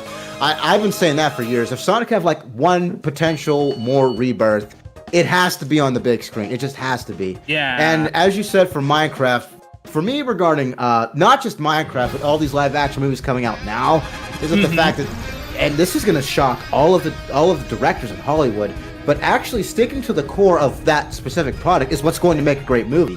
Trying to broaden it for everyone to understand is not making a great movie. If you broaden it such to the point where it's not the original purpose and concept of what that core franchise is, you're not going to make it sell well. You're going to alienate a large populace, and you're going to make the product terrible. How about this? Stick to the product, stick to the IP itself, respect the IP, get proper people to be put into position for the IP to be a success, market it well, and guess what? You can make a lot of money. Now, here's the thing. Transformers 1 actually had all this together except one critical thing. Hasbro said, oopsie, we're not going to market you, and guess what? The best Transformers movie since 1986, let me repeat that, the best Transformers movie since 1986 absolutely bombed at the box office, and due to that fact, we're not getting a sequel. Let me repeat that. The best movie since 1986 for Transformers, we're not getting a sequel. Isn't that fantastic, guys? It's a special reminder. You gotta actually put in the work.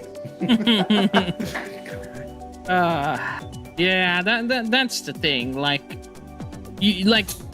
For me, at least, coming from a logical point of view, like, you gotta have, like, the core fundamentals about, like when you're doing something like this is something in general, not just in the filmmaking and all that. You gotta understand what makes the others worse. Sorry, not worse, good.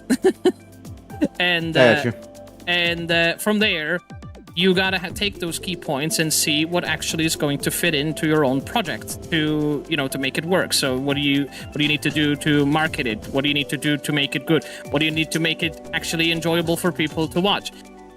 You take the core concept of the things that exist already and are successful, and then you find a way to properly implement them into your project. And you can't lack from one thing or another. Like, you can't have a great movie and then a bad marketing, or a good marketing and a bad movie. Like, it has to be from all aspects, right? Because if you have a good movie and you're not going to market it well, it's not going to bring enough attraction. Therefore, it will be a good movie, but it's profit wise and and that kind of stuff. Like, it's not going to, you know, help the company itself that worked on that film to make enough profit that they can actually work on and making a sequel or something like that. Because, you know, if they don't generate enough income, I mean, you know, and they're losing money at that point, well, you can't expect them to do another movie if they're not doing successfully on the first one. So I guess it has to come from every little aspect. At least that's the way I see it. You know, like, that's the key to success. Like, you can't have one thing without the other. You have to have everything the best in their ability. Like, everyone needs to be fixated on what they are supposed to do, and everyone, like, does their best in every key aspect of that project in order for it to be actually successful. At least that's how I see it. What have I been saying this whole time? Mm-hmm. Nathan literally has been saying what I've been saying since I first started. So again, the only way to be successful, it's a series of steps. If it only took one step, everyone would be successful, and therefore success would lose its meaning. The reason why being successful is so special and so important, and why everyone wants it, is because it's going to take a lot of work to get there. Mm-hmm. And if you don't want to put in the work, then don't be successful. It's up to you. Exactly. The effort needs to come from somewhere in order for something to be successful. And that's pretty much in anything, to be fair. Like, that is not just the filmmaking industry. That's just a big example, because, like, when you're working in something big and you have a group of people, you know, and everyone has their own professionalism to cater for something, that's even more challenging, because let's just say you have a big project and someone is lacking the skill on their particular role. And then people have to do, like, quality check to see that everything is going to plan, or if there's improvements that need to be made, etc. And that can be the biggest, I think, one of the many tricky situations that people deal with, is because you rely on their professionalism to deliver, and you won't expect, like, the certain loopholes or errors to proceed, especially in a big project. And I think, like, quality control can be a little bit tricky sometimes, because, you know, if you're paying someone so much money and they you know, professionalize in that area, I mean, and especially if it's something like a big role, you don't expect them to, you know, mess up so badly to the point where it's going to impact something drastically. Not that I'm saying, like, people can't do mistake, but, you know, it depends what it is. Because if it's a huge mistake to the point where there's no return and they're screwed because of that, because they can't revert it, that's one thing, you know. But if it's something small and they can fix it, that's fine, because we're all human beings at the end of the day. Especially, you know, when these people have a tight schedule and everyone is probably, like, rushed to fuck to get things done, especially when schedules can be tight. But, you know, like, you gotta admire the effort and the work and everything, which at the end of the day, that's exactly what makes anything great.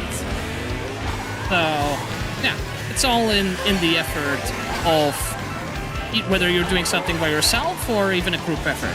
Like, for example, like, I feel like I do a lot of effort as a creator. I talk a lot.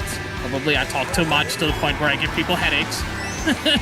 Because I'm a very chatty person, but... That's absolutely fine. The people that come in your stream should expect that, or long-time viewers of it know it.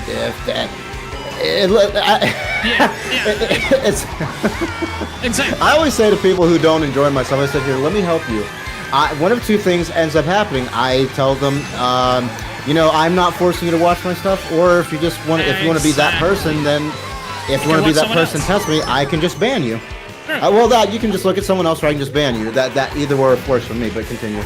Exactly. I agree. Like, there's so many people out there, so if anyone ever has problems, be like, okay, I mean, that's a kind of a you thing, unless I actually did something wrong, and, you know, and that's something I can legitimately actually improve. You're just not enjoying the stream just because. You can just watch someone else, and that's it. There's a lot of people out there, but besides, like, to the point where we're talking about, like, effort, the most important thing that people need to keep in mind is that any effort that you put is a good effort. Because if you do no effort, you'll never actually improve the results that you're trying to get. But if you start from somewhere and you start building up to that result that you're working for, like to give you all an example, when I started off as a VTuber, I didn't have barely enough money to get this 2D model that I'm using today. This 2D model is not cheap, guys. Like, it costed me a lot of money to get this. And I was very lucky that maybe I got very lucky because of the community that actually made me on this, but we started from somewhere. You know, I started with a cheap, budget-friendly PNG, and then from there, I started upgrading my banners, my socials, started going into more depth. And from many years till today, things have improved a lot. Even like my vocal skills improved. I remember back in the days, I could barely talk English at all. I just sound like a 4-year-old child trying to actually jot down some words together just so I could make sense and sound smart. So, like, it was very challenging. And of course, it's still challenging now, but I improved a lot. And that's the most important thing you should keep in mind, is that any little effort is important. You should acknowledge that effort, and you should be proud of that effort that you're doing, because of those, it will motivate you to keep doing effort and keep on improving. And that's how you grow as an individual. That's like the positive mindset that I go with to keep myself motivated. Like, I did this part, fantastic. Let's see what happens tomorrow. Do a little part, awesome. And keep on going and keep climbing those steps until eventually you get to the desired goal, and don't stop there. Keep on improving. Keep on getting inspired. Keep on implementing stuff that you can. And go on from there. I mean, what do you think? I was gonna say, what is it called? One of my, he's not here, but he was here. No, that's the wrong way. Michael initially asked me what started you to work out so much. I said, look, my workout came from the motivations of helping my mother. I think I've brought her up like 1 or 2 times already. Well, the thing is, unfortunately, in 2004, she fell down a flight of stairs, and unfortunately, that basically messed up her rotator cuff, which is connected to the shoulder. Long story short, it wasn't just muscular damage or skeletal damage, it was actually also nerve damage. So what she could do before, she's not going to be able to do anymore. That being said, the onus became up to me, and for a very long time, I was capable of doing a lot of things. I could lift heavy objects for her without a problem. I could carry stuff without a lot of problem. I could run errands. But it came a point last year where I actually was tasked with, helping her move out of her current apartment to go somewhere special. Now, as I said before, back before all of this went down, it wasn't a problem. But I noticed something very unusual happening with my body. For the first time ever, I got winded.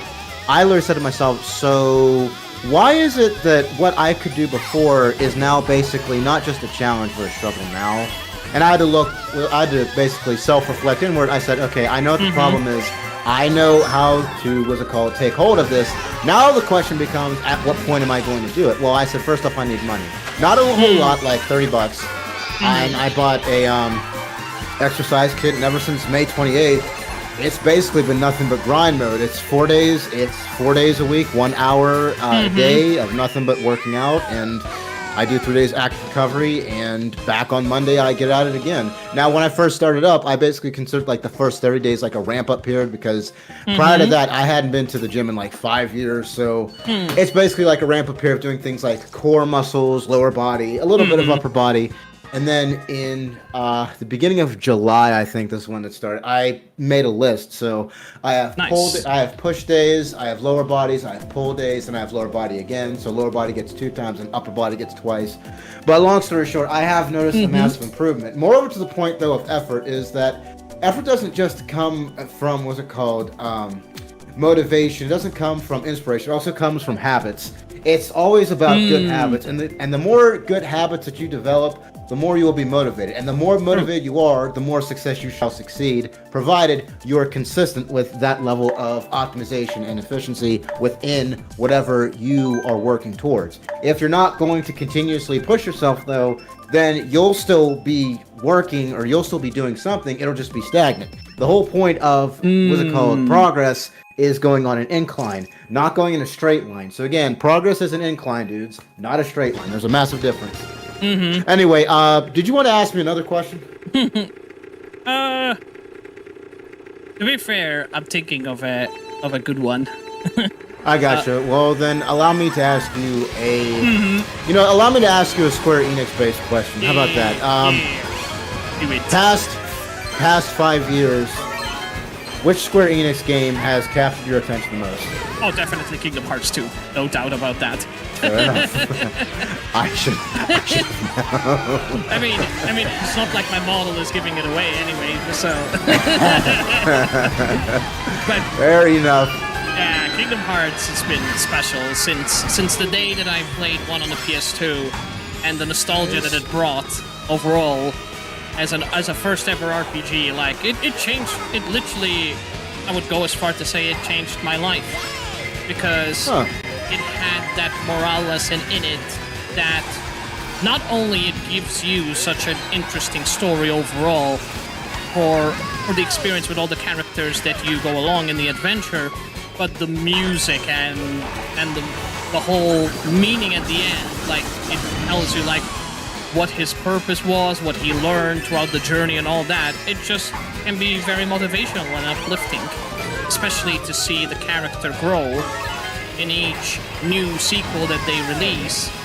It's very inspirational. You just see, oh my god, he was like this little boy, very shy, he was unable to talk, and he was still understanding his new powers and responsibilities, and then you see him like a few years later, he ended up changing his attitude, his emotions, and overall, like, he became more complex in feelings a lot, which is I think that's probably one of the most accurate things as a human beings, because the more we age, the more complex our emotions can become, especially, more responsibilities, more duties.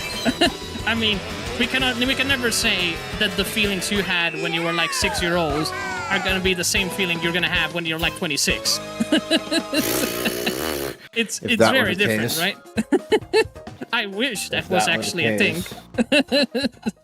I wish that was a thing, but the truth is, responsibilities do happen at a certain age of our life, so things change, we change, whether we agree to it or not, and complexity starts adding up the more things starts adding up in your life. Not just, as a grown person, even just responsibilities and duties and stuff like that, so... Like, it had that realism of story that it was just so well connected with what the reality story about humanity is, despite of it being like, it was a cartoon crossover inspired game, but with such an in-depth feeling in it, if that makes sense. And I think that's what I liked so much about it. It changed me as a person. And also the amount of patience you need to have for that game, holy shit. Like, that game is what actually taught me patience, because wait until you get, like, to the super bosses, that shit is hard. Even though... As someone who's done super bosses for a very long time, I feel your pain.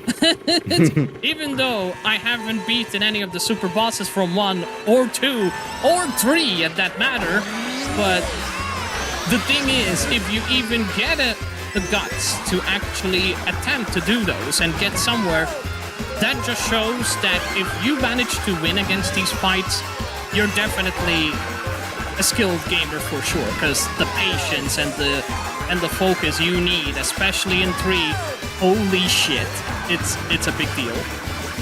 Really is. I was gonna say a lot of companies, they don't do like super bosses anymore, or at least in terms of, in my experience, they don't do super bosses in the way that I expect a super boss to be, but I give credit to Square Enix for being like one of the few companies that actually still believe in the concept of actually challenging the player. Piggybacking on your thing about Kingdom Hearts 3, for me, I understand this game came out in like 2018, but for me, in terms of what I've played Square Enix-wise the past 5 years, it has to be Dragon Quest XI Echoes of the Elusive Age, Definitive Edition. For me, I have played JRPGs before, but my god, that truly is one of the best ones we've had in a long time. Arguably the best 3D one in a while.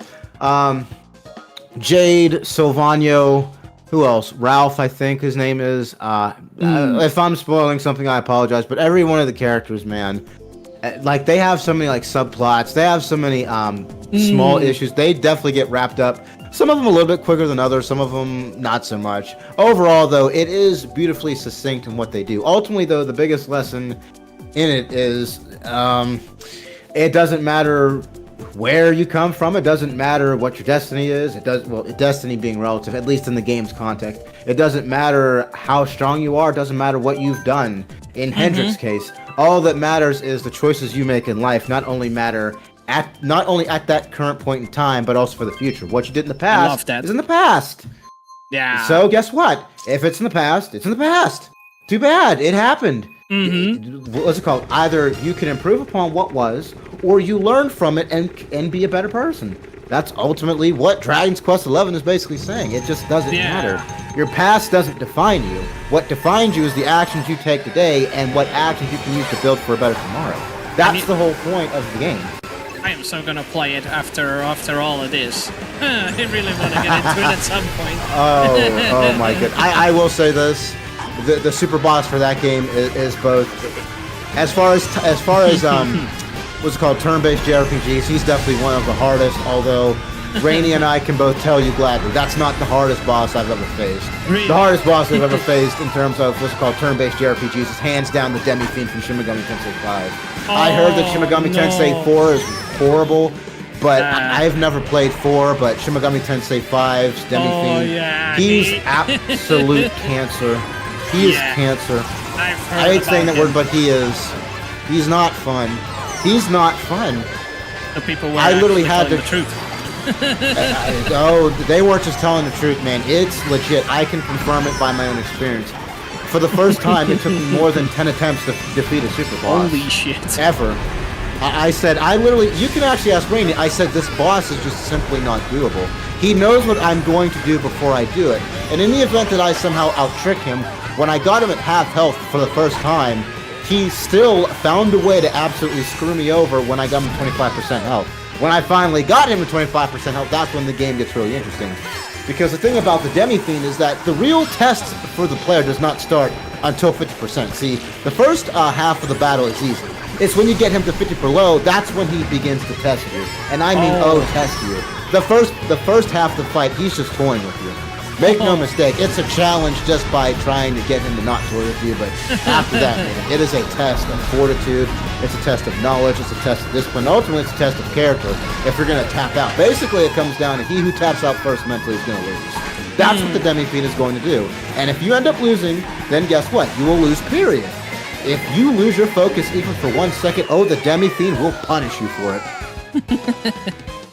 Yeah, that game... and I know because I played that game and I finished it, and not gonna lie, I think that was one of the most interesting, challenging turn-based games that I really enjoyed, just getting punished, because it's a game that if you don't have patience or skills, you can forget beating that game, and I know how difficult that game is, even though I would never dream of actually doing the Demi-Fiend, because one time I actually went in and I saw this Demi-Fiend, a few seconds later I'm dead already. Like... he doesn't mess around. Like, when I saw him, he gave me, like, this really cool anime-like character from a particular anime. He actually reminded me of Akaza from Demon Slayer, the way he looked with the designs and everything. But I was like, no, this is no damn Akaza. This guy is a god. Like, he literally just there demolishes your whole team, and you can't do anything about it. And the weird thing is that I saw... people tried everything. Like, they had the best characters, level them up as much as they can, have specific builds, and they still getting their butts destroyed against this boss. It's crazy. Were you there when I faced the Demi-Fiend? I think I caught you like 1 or 2 times. I think so. I was gonna say whether you were there or not. The point of the fact of the matter is that the amount of prep time you need to defeat him is insane. But getting back to Dragon Quest XI, it isn't just the super bosses. It isn't just the game itself. The fact you can actually go back to like the old Dragon Quest style from like 3D to 2D. There's like a 2D option if you get the definitive edition. It's just nothing but a love. It's like love letter on top of love letter on top of love letter to like the fans, and not just to the fans, but to video game fans who are fans of like JRPGs from years past, like myself. If I ever do stream that game, I'm not only going to play it, I'm going to do it in 2D style, because that game definitely deserves a 2D playthrough, without question. That game is just so damn incredible. But as far as Square Enix games, that'll be my first one. But the second one, like I said, the game I'm playing, Octopath Traveler, that's just nothing but, to me, that is basically Final Fantasy VI, like, watered down, just like a little bit. Not so much in terms, that's Final Fantasy VI for like open world, because in terms of open world, Final Fantasy VI clears that game. But as far as characters go, as far as progression goes, story, plot, side quests, just about everything, it's right up there with 6. That game is absolutely incredible. And the thing is, they made Octopath Traveler 2, a game that I definitely will be playing very soon. Hint, hint to everyone in chat. But as far as my experience with 1, it's absolutely incredible. Nice. Those 2 games, like within the past 5 years, they have been absolute joys to play. Imagine. From a Square Enix perspective. Yeah, Square Enix, their super bosses and all, like, they don't mess around. They never mess around. No, they don't. Like, I like off stream, I remember like encountering an Elden Ring super boss. I'm like, okay, I'm just gonna save that for everyone. Unfortunately, when I loaded back up the Elden Ring save file, not only was it not there for reasons unbeknownst to me, I couldn't find it again. I just said, well, I guess I can't find the super boss for a while. To hell with it. I'll find something else. But getting back to Square Enix super bosses, my God, those super bosses. Such a pain. They will test you. They will test you. What else can I ask? Oh, Mario Kart. Where do you rank Mario Kart 8 Deluxe? And are you getting Mario Kart World? I should ask.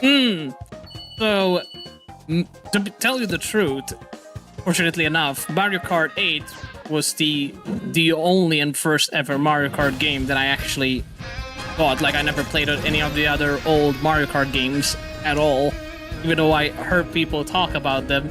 And I think for this particular one, from like tracks and even like the DLCs that actually introduced like the classic tracks from the previous games, I like that so much, including the graphics are phenomenal for the tracks. I think it's pretty cool. In comparison to the world, I think, first of all, I'm just gonna be sincere with all of you out there. I don't think it's worth $100 to buy that game, and I'll explain why. Like, an open world mechanic for a racing game, like, to be honest, I'm not sure how many games out there actually had this concept of having an open world. As I think Forza probably has something like that, where you have free roam and you can do stuff and all, but besides that, I don't think there were any like huge like racing games where they had this free roam thing, which people really enjoyed. I think it's nice that Mario Kart World has things that you can collect and all that and explore and admire. But the thing is, though, like, compared to the options that you have in terms of tracks, first of all, it's very limited. There's only a few tracks. There is new mechanics, like the drifting side. There's a little bit of a different drifting mode that you can do. There's new items as well. And some new features that they introduced, which is part of the Switch too. But honestly, for a racing game, myself personally, free roam itself, I don't think it's really that fitting for Mario Kart World. At least in my opinion, because, like, take a look at this game. Like, this game, I feel like I like this game more than Mario Kart World just because the tracks are way better, in my opinion, compared to the World one. Because you have nostalgic tracks, which are remastered and much more nicer. And they're fun because you have that whole big, like, option, and you have so much tracks to choose from as well. Unless they're gonna add some new tracks in Mario Kart World, I think it's way too limited for what it has. Yes, it has some really cool tracks in it, which I think they are nice, but for the value that they're providing for it, just because it has free roam and you can just go around and explore, to be honest with you, I'm just gonna. This might be like probably the most like uncommon opinion, but sometimes even open world games that you barely have much to do in the world as it is can barely even have the value to cost that much, let alone for a racing game where the whole point, in my opinion, to make a racing game fun is to have a large selection of tracks and you just race in them with other people and just, I guess that for the most part, like you have customization, you can build your own karts and have those stats and just race and win stuff. And I guess, you know, there's no need for that crazy complexity for a racing game. You know what I mean? Like I think the free roam might be whole thing, but it's not really mandatory to have in a racing game. At least that's how I feel about it. Because €100 for a racing game, like, I think that's a little bit exaggerated. Because at this point, if they're gonna get away with selling games like that, I can't even imagine what's gonna happen in the futuristic time. They're gonna end up selling games at bloody €110 at this point. And things just gonna get more expensive instead of actually, you know, being in the reasonable price, if that's we're gonna start calling it from now on. Because, man, like, I don't know, like €100 for a game, and the thing is, like, it has its own cool tracks and all, but I don't know. I'm like trying to put it in a nice way, like, it is a cool game. I just think the value for the cost of it, it's not justified. That makes it a €100 game, at least in my opinion. So, like, the free roam thing, to give players the option. I like the fact that you can play with more people. That is pretty cool, and I like that because for someone like they have a big community and they want a game that a lot of people can play, and that would be perfect, and that's awesome. But still, I still think the free roam thing is not gonna justify the €100 price point, in my opinion. But what about you, Jill? What do you think? I was, excuse me, before I get to your point about what this continual, what's it called, dollar chasing is going to mean for gaming as a whole, let me get to the point about racing and open world. You said something pretty interesting. You said open world and racing, you're unsure of how that historically has played out in gaming, correct? Mm-hmm. Yep. So the first game to actually feature this mechanic, I believe it was Midnight Club 2 or Midnight Club Dub Edition 3. I'm pretty sure it was one of those two, but even before then, moreover to the point about that is that, to me, open world, as I said at the very beginning, to me, open world gaming isn't so much about the game, about the core concept of the idea itself. It's about what you are capable of doing in that open world. For me, I'm with you. Mm-hmm. Mario Kart 8 is not designed for open world gaming. Mario Kart 8 is designed for the sole purpose of one thing and one thing only. Fun. That's it. Mm-hmm. It's supposed to be chaotic. It's supposed to be crazy. It's supposed to be hectic. It's supposed to be intuitive. It's supposed to be ingenious. But most importantly, it's supposed to be fun. Exactly. I don't associate Mario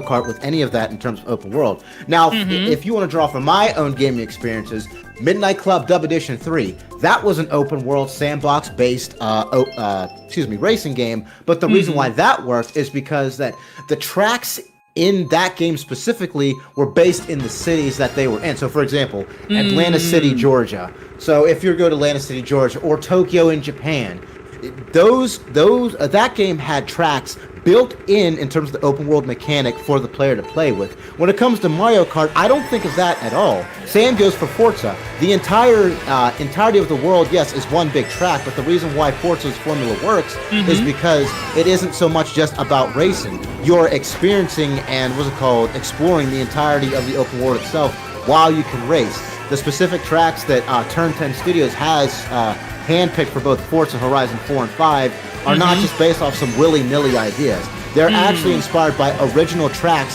from actual either F1 or not so much NASCAR, but F1 or other racing legend-based tracks. For example, the Nürburgring, I'm pretty sure like that's an inspiration for one of the tracks in Forza 4 or something else. But the Derby, there's another one in Forza 5. Again, a couple of these tracks historically are drawing a blank from, but long story short, those tracks have inspiration from real-world tracks in real time.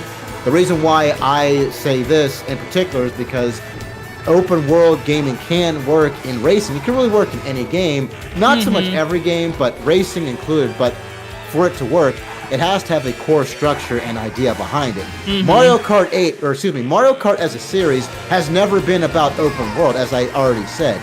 Something like Forza, something like Midnight Club, something like that. That would have an idea. Heck, I'm going to say this right now. People have been floating around of an F-Zero open world. I don't think that concept works either. For the fact of the matter is, F-Zero isn't about being open world. F-Zero is about being absolute high-octane, chaotic action. That's what that series has built itself upon. Exactly. That series is what it's built upon itself of. If it's not any of that, then you're ultimately defeating the purpose. Now, as far as your second point about these games getting crazy in price, I'll actually go a second further. It isn't so much the price that has me concerned. It's the fact that we're moving away from being physical beings in a physical world to all digital. Now, this unfortunate truth actually came about way back in the late 2000s, early 2010s, where we now had chops in games. When this was a novel concept when it first came out, and namely with Call of Duty, I really didn't care about it because number one, I was nearing my ends with that game anyways, and I didn't buy anything anyhow. My whole structure though was I'm paying attention to the point of the bigger picture. How much more of a detriment is this going to be to gaming? And this is where Activision actually made the pivot from caring about gamers to caring about money. Well, guess what? In the subsequent years to follow, as we all know, gaming wasn't the focus anymore. It was about two things: trend chasing and, of course, squeezing the life out of us as gamers for profit. Now that we know what we know, gaming not only has gaming become basically not so much inadvisable, not only has gaming become too expensive for the average gamer, you have to question yourself if you're gaming. What is the point? What is the point of basically buying a console? What is the point of buying a game? What is the point of playing a game? Because now we're at a point where everything else is parity-based. We're not buying games. We're basically buying, what is it called? We're basically buying trends. Licensed trends, that's all it is. We're not buying product, we're buying trends. And what is the point once those trends cease to exist? For example, let's say Donkey Kong Bonanza. There's a digital version of it, but here's my point. When the Switch 2 servers are no longer supported, what's going to happen to that license? Oh, I know what's going to happen. It's going to go bye-bye. Just like everything in the Wii U shop. Does anyone remember about that from the Wii U, from the Wii shop? Is every game from that Wii shop you've ever wanted still in your catalog? No, because the servers, number one, got shut down, and two, that would be impossible for Nintendo to keep those servers running on full time. Exactly. And the same thing's going to happen to the Switch too. Once these servers get shut down and you're all digital, all the games you ever had on that system are gone. They go bye-bye, you don't own them, and that's the unfortunate future what we're coming to a conclusion to. You don't own anything anymore. What did that Ubisoft CEO say best? You'll own nothing and be happy. No, I'll own what I want to own, and I will buy physical. I'll continue to. Exactly. It'll be mine. I'll pay for it, and if that means to be more expensive than digital, then guess what? It'll be more expensive digital. I'll pay for it. I don't care. It's mine. I paid for it. I will buy it. I don't care. You're not gonna. What's it called? Garbage at me saying, well, this is the future, guys, it'll be fine, trust us. Well, considering you basically axed the Wii shop and axed a lot of other things I could talk about, I don't think so. The future that they shoved down our throats, pretty much, because there's another thing besides that. I mean, that's also a very good example you gave them. The other good example is, let's say your account gets hijacked, which is a pretty common thing that can happen, because nowadays hackers and people, there's so much technology growing bigger and more vulnerable to attacks. Let's say if something happens to your account and you bought everything digital, and then, for example, Nintendo locks or deletes your account because they know that based on their firmware, your account got hijacked. So to minimize attacks, that's what they need to do. What's going to happen later? Like what? You're going to lose your account and lose every game you have? Because once you have it digital, you're bounded to that account. You can't actually, reuse them on anything else. They're bounded. You're screwed. So if anything happens, you lost them. If there were, reusable games that you can, unlink from your account, and then you can link them to something else, I would say maybe that's a little bit better. But the fact is, you can't do anything with those digital games. Once you're linked to your account and anything happens, you've lost them. So that's like one of the many reasons why I refuse to buy a lot of games which I really like so much from digital. Because first of all, let's be real, a lot of us just love collecting stuff, so that's number one. Number two is like, the reason people used to buy physical games as well is because, at least back in the days, because it's getting to a point where nowadays, not even like quote-unquote the physical games that we have nowadays are getting to a point where you can't even sell them, which is ridiculous. But that's the thing, like physical games back in the days, you could sell them. If you don't like a game, you can just sell it and buy another physical game or digital. But now... Yep, Microsoft tried to do that with DRM in 2013, and guess what? It not only backfired on them, they've not been able to recover ever since. I'm not kidding.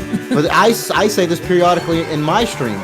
Xbox has not been able to recover, and here's the funny thing, they never will, but continue. Yeah. And that's the thing, like, even like, if anything happens to your account, like, at least physical games, you can just have another console, you can just plug them in and play them. Like, with digital games, you're screwed. If you lost your account or anything happened, you lost all those money that you paid for those games. So, and not just that, like, I believe there's another thing about digital games. I'm pretty sure it's about taking more storage in your device because it basically downloads some extra things related to online stuff. I'm not really technical about it because online there's... Well, I was going to say dependency on the cloud, but go for it. Yeah, and that's you just brought up an interesting... That's another thing about cloud. Like, we're not going to talk about the cloud version of games, like what they did with Kingdom Hearts. That was like the worst idea. Listen, be it Kingdom Hearts, be it Crackdown 3, be it any other game I grew up with, they actually had a planned game. They had a planned cloud game for Conker's Bad Fur Day. I just said, number one, please don't touch Conker. And number two, if you're going to make a Conker game, please make a sequel to it or do something else. True. Better yet, literally anything else. Do not put Conker on the cloud. But continue. Like, a single-player game being a cloud version, that's just ridiculous. Like, why would you need internet speed to play a single-player game? Like, it doesn't make sense at all. So that's already a thing. They might as well took a little bit more time and money to actually make it an actual port, which would have been much more beneficial for them. And, it's getting to a point where, like, even physical...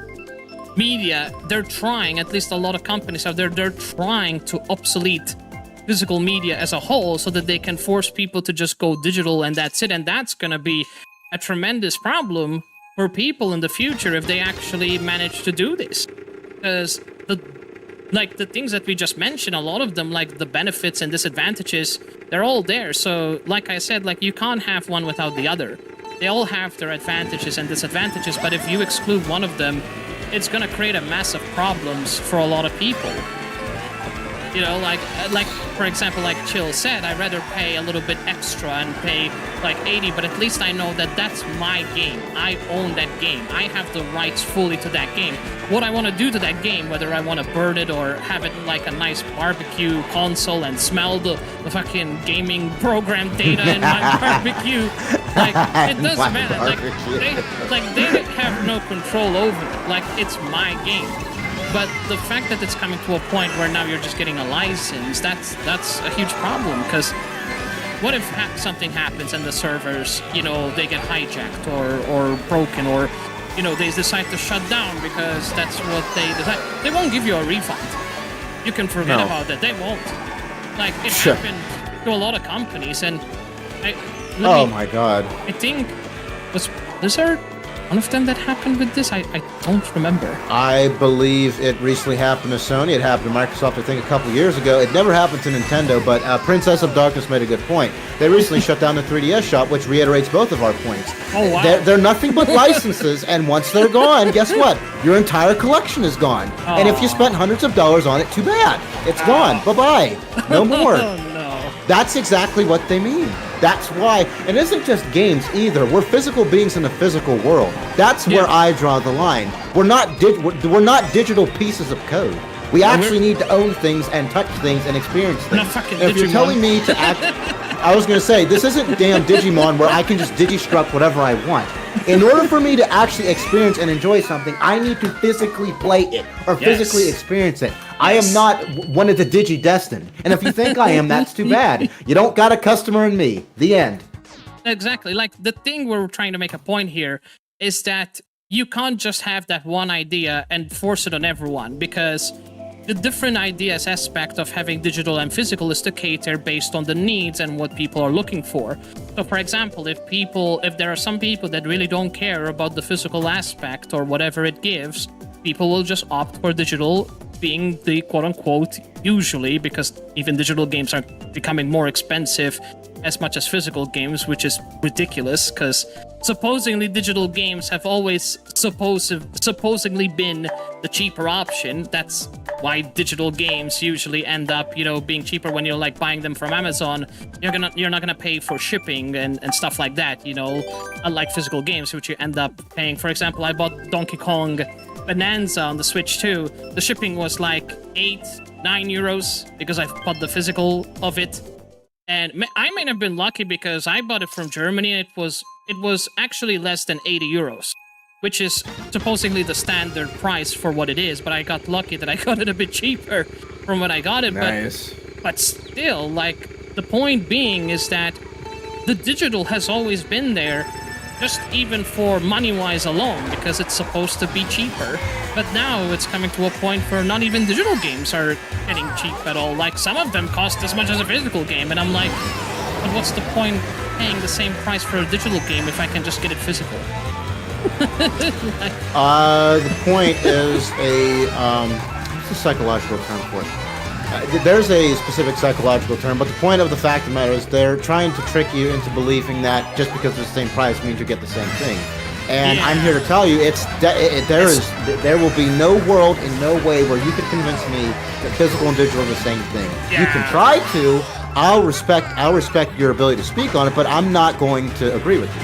You can say it, I'm just not going to agree with it. Yeah, I mean, we literally talked about the advantages. This is not made up. This is actual thing we talked about. Like, everything we mentioned are just proven facts. Digital, like you said, if something happens to the servers and you're owning a license, you're screwed.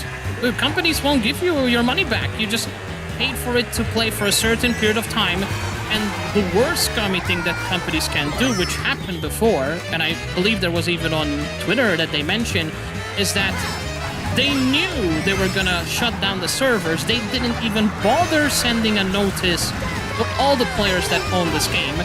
And the thing that happened is a lot of people were still fresh new. They bought the game 2 months before it got shut down. And it was not cheap at all as well. They bought a lot of stuff. The game had some microtransactions to make it even worse. So, like, it screwed a lot of people and it pissed them off. And I'm like, they have a right to be pissed. Like, imagine buying an 80-euro game and all you get to play it is for 2 months. That's ridiculous. Like, at least, inform people before that. Don't inform them like a little bit of time left before you close it, or at least give them their money back. But if you're gonna implement a law or policy to make up excuses that you are in the right, that you won't issue any of that, then you're just playing a lot of mind games and tricking people into, buying something that nobody has guarantee what's going to happen in a few months' time. Maybe it will stop running. Maybe they won't patch the game no more. Especially if it's an online game, which that could be the sad story of a lot of games. Like, you have games which tend to be popular for the time period, but if they stop patching up the game and releasing new things, people will stop playing. It's just how it is with online games. It is not just so much online games as you said. It's basically live service games, because guess what? That's the new proverbial flavor of the month. Everyone wants live service games. Everyone thinks money's infinite, and therefore everyone thinks growth is infinite. And I'm here to tell everyone who's ever played a battle royale or who has ever done any form of semi-professional, professional gaming like I've done, growth is not infinite. There is this thing called a peak. And once you get to that peak, guys, that's just it. You're not going to get to that same level again. For example, like for those of you who played Final Fantasy, I think it's not that big of a stretch to say the best in Final Fantasy is either 6 or 7, depending on your definition. I need to play both. Yes. It doesn't really matter. Long story short is once a series like that gets to a peak, it's not going to reach that same peak. That doesn't mean every game afterward has to be terrible. It's just that you're not going to get to that level again. That isn't to say every game it needs to be this, or that, and that's actually what happened to Call of Duty. Again, I can't speak for your experience, but I will say from my experience, after Black Ops, I already had noticed some very dangerous warning signs, things like the beginning of battle passes, things like the beginning of DLC with included weapons. I said, oh, no. I already know what's going to happen. I already see the trend coming. I don't think so. And guess what? Sure enough, Call of Duty Ghosts launches, and you need to get all this stuff to get all that. I just said, I am so happy. I will say, you're ahead of this. I'm so happy I dropped you. You called no it. Thanks. I told all my friends, I said, well, you don't understand. I said, you're right, I don't understand. I don't understand the concept of giving money away for games that A, are not going to be supported for that much longer, and B, there's a new Call of Duty game every single year. So every single weapon, every single cosmetic, every single skin that you've ever purchased on that game means nothing in the next one. So you're right, I don't understand. I don't want to understand. I don't care to understand, and I don't care, period. You're right, I don't care. And that's like, no offense to any Pokemon fans, but like, that's like one of the main reasons why I don't like most of the Pokemon games. Like, don't get me wrong. No, neither do I. It's like, they were cool and all that for what they did, and I think the only Pokemon game that I really enjoyed the most is when they actually changed the formula and introduced that, like, more actual open world stuff into Arceus, for example. Like, Arceus was great for what it is, but then they kept with that same formula because for them, they saw it was working and it was making a lot of money.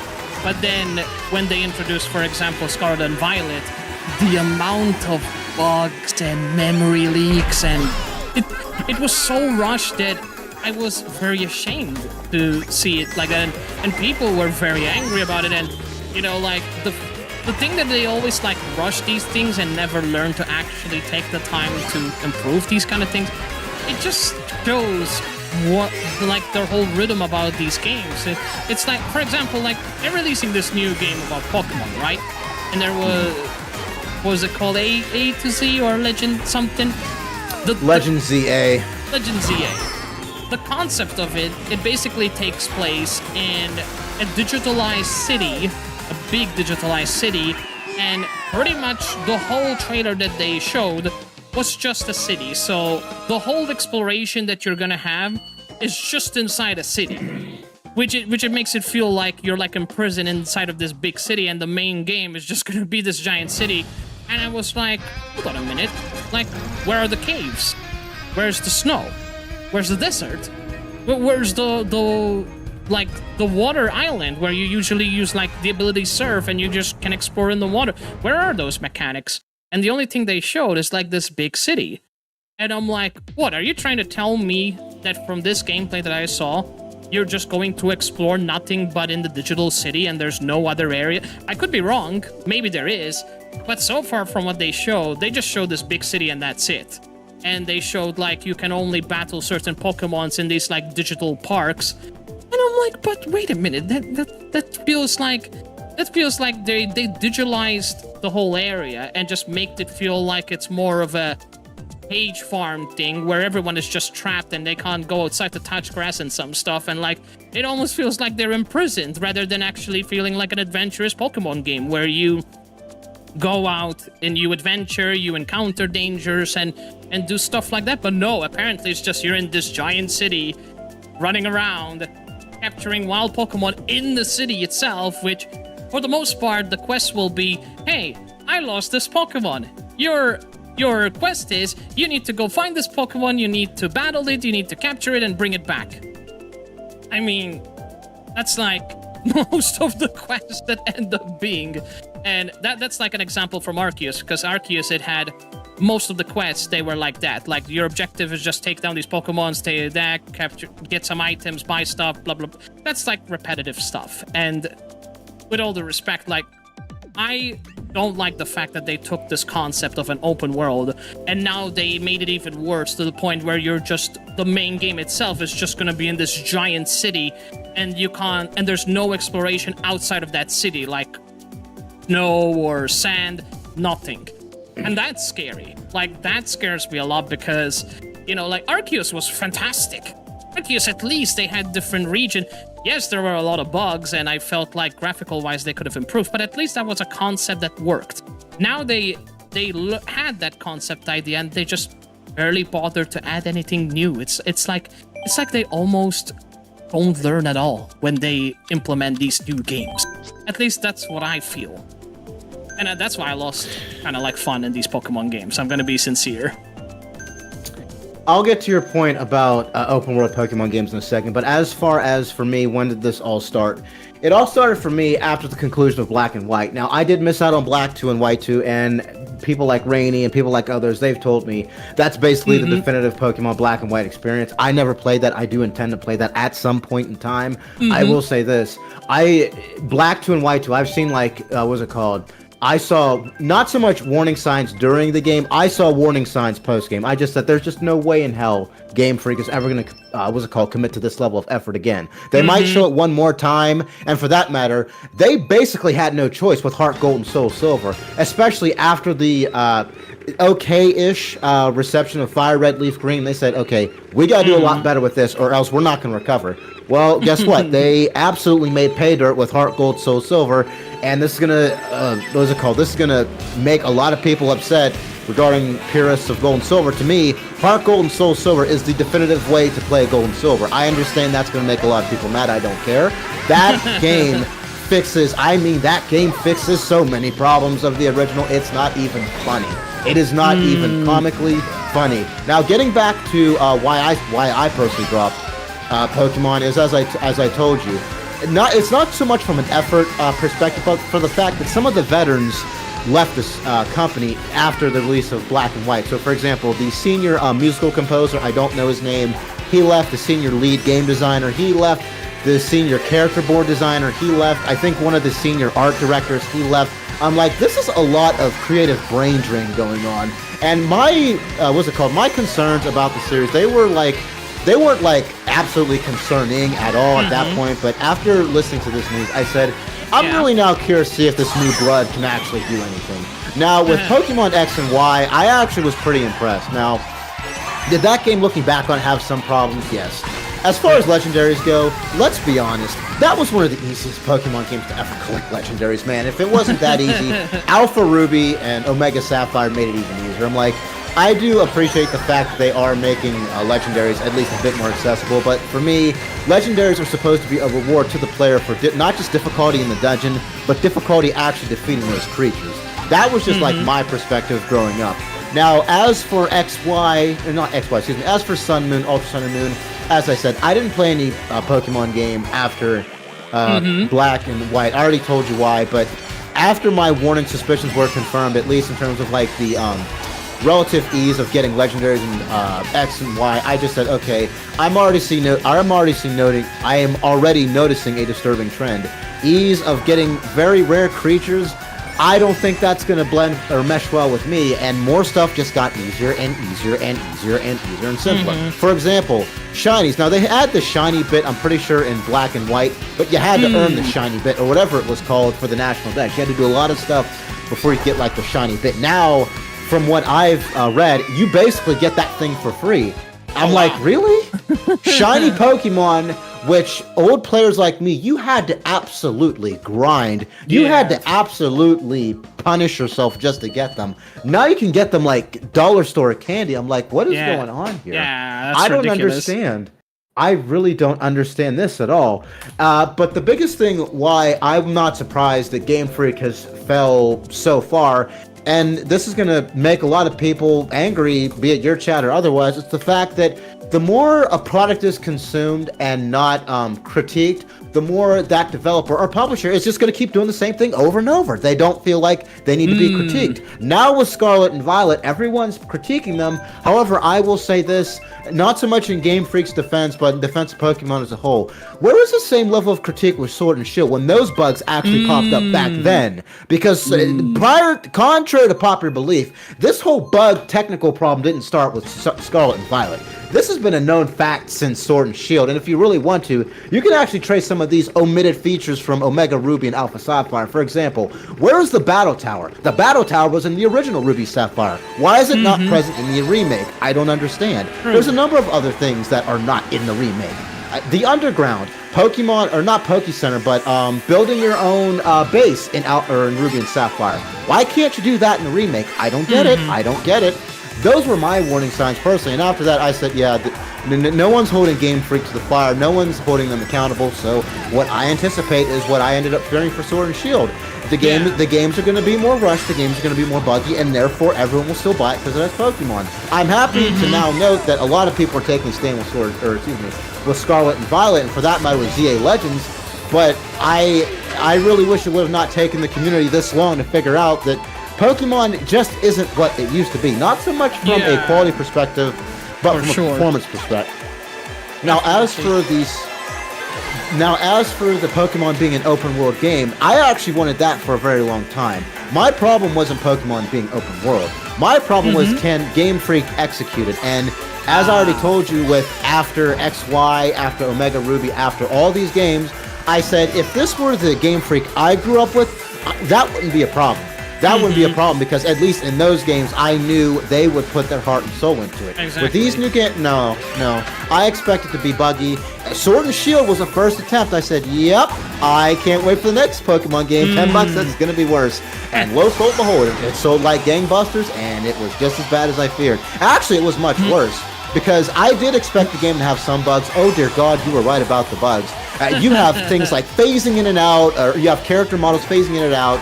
You have frames go, literally getting soft lock, frames going 5 frames per second. You have, what is it called? What else? You have Pokemon glitching in and out of the world. You can't complete quests. You can't complete gyms. I'm like, Game Freak, I understand that you have not been held feet to fire, so you don't care. Yeah, but the fact that you basically give this big middle finger to your fan base, it's just it's just disgusting, man. And that's just disgusting. And that's betrayal, if anything.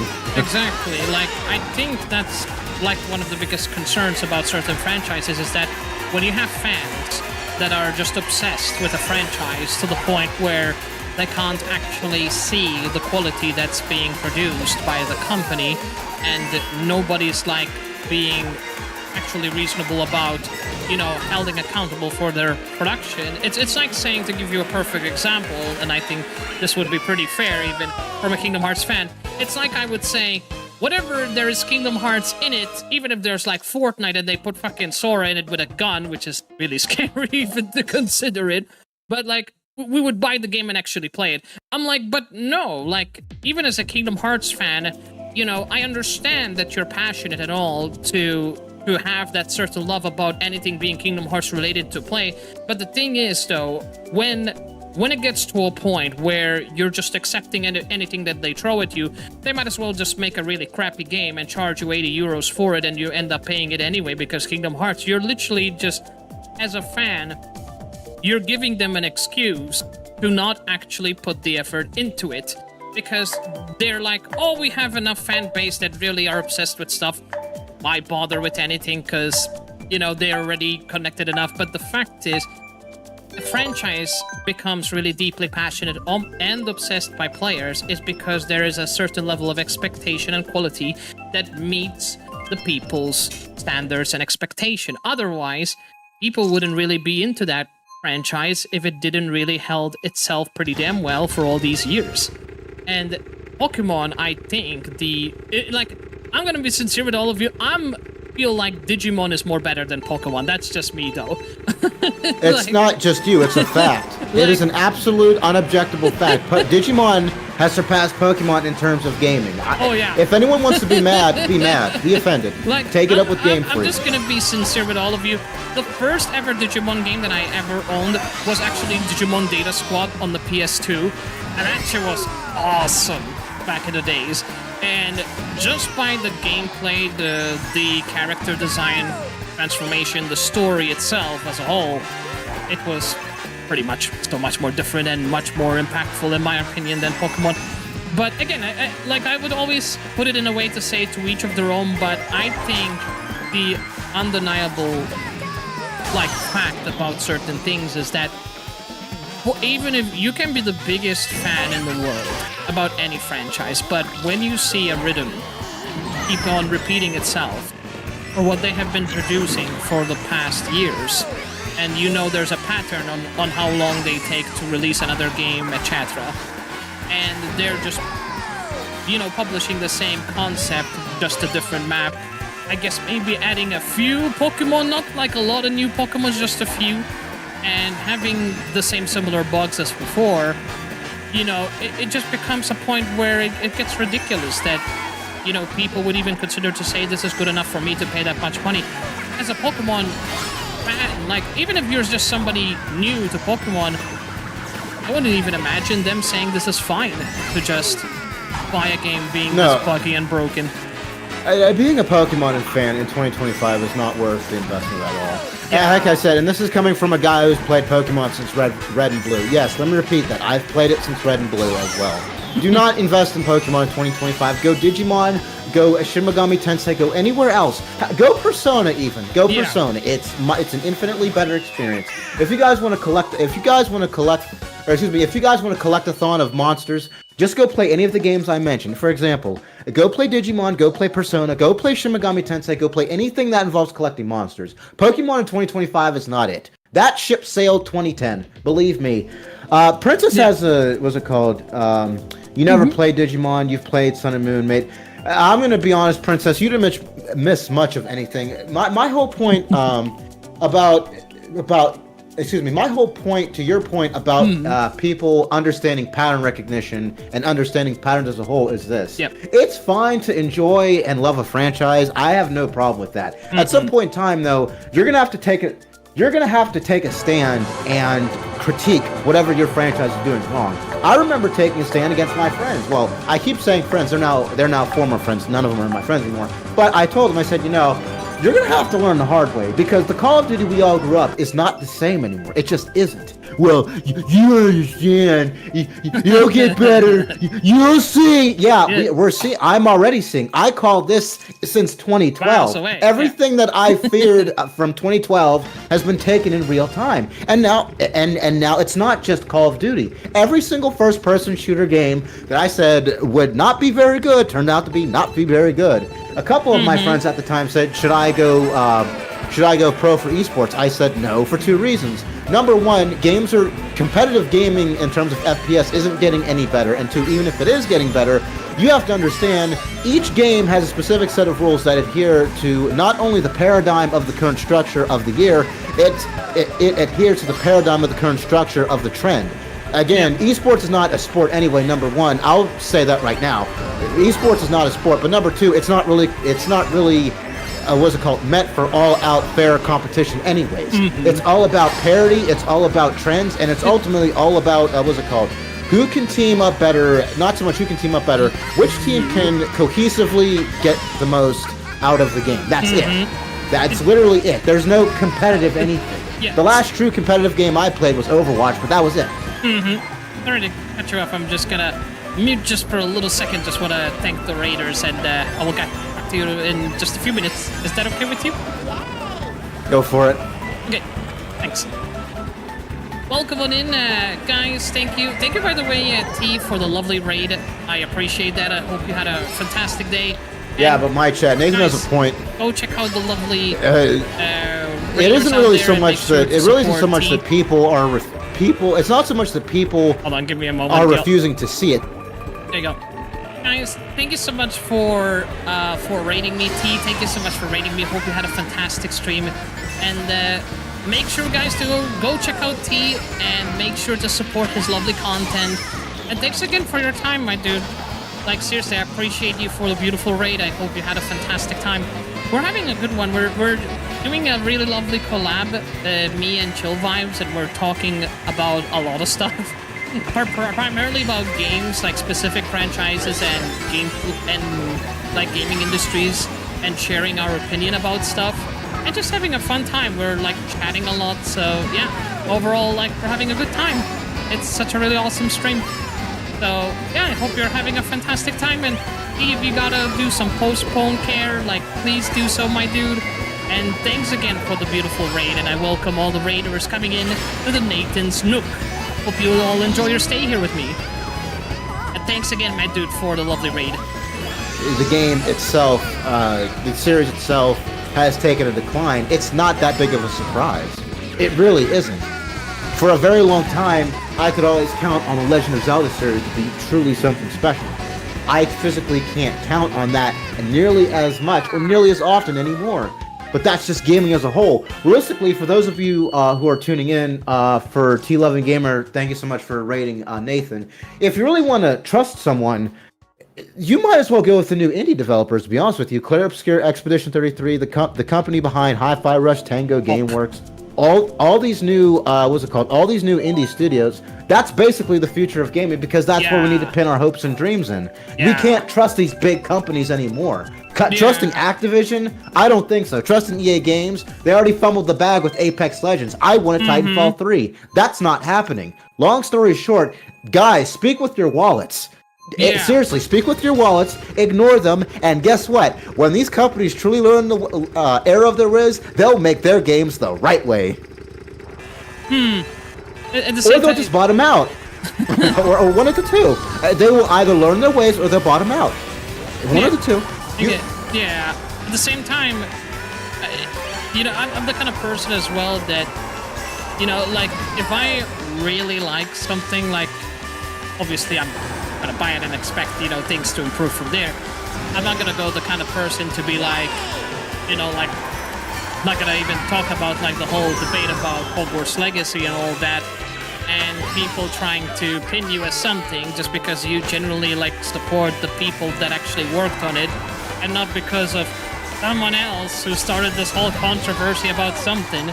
And I'm like, but what if I just want to play the game just because I simply like the fantasy game? Like, what's wrong with that? Like, I just want to support people who worked on it, I'm just gonna say this, and excuse my language. People like that like to bitch for the sake of bitching. Ignore them. Yeah. Continue. That's true.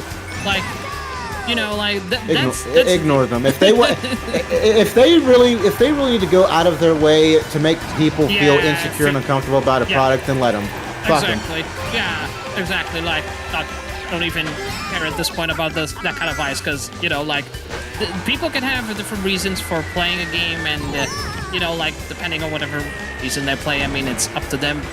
But, like, at the same time, it is true about, like, like, educating the companies based on people, like, responding about whether they buy their games or not is actually, at the end of the day, what they will actually do. Because if a company knows that it's not going to make enough profit from a game because people know and told them already, and they gave them feedback but they refused to listen, at some point of time, if they really know that they want to be successful as a company, they need to do something about implementing community feedback in the games, which is why a lot of indie games actually end up being successful, because they base their games based on the feedback that actually allows it to be a fun game that people will actually enjoy.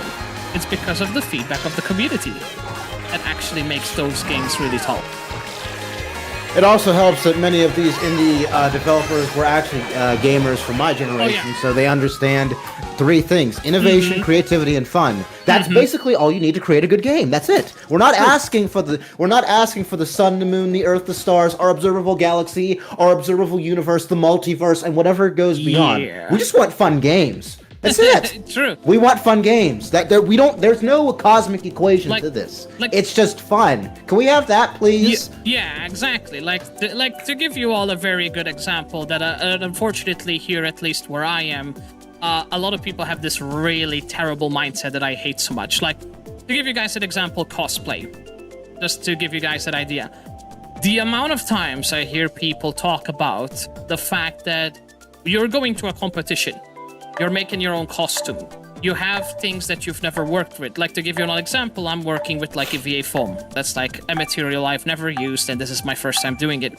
The amount of times I hear people asking this ridiculous question because they decided to make a budget-friendly costume to compete, people walk up to them and be like, are you in cosplay? And I'm like, yes, they are in cosplay. I mean, you can tell they like, grab their whatever they had in whatever their wardrobe or something, and they just try to make it into a costume. Like, you don't have to spend 1,000 euros or more just to have a nice costume. Like, you can have a budget in certain things and it still looks nice and it still gives and impactful, meaning that despite with the limitations you had, you still made something incredible, which is also a very good thing about like games themselves. Like, you don't need to have all that budget to invest in a game. If you have all that budget but you have zero idea about games as a whole, it's pointless. Like, you're investing in something that you have no clue what people are going to like, and at the same time, like, you're not really understanding the true core about games, which is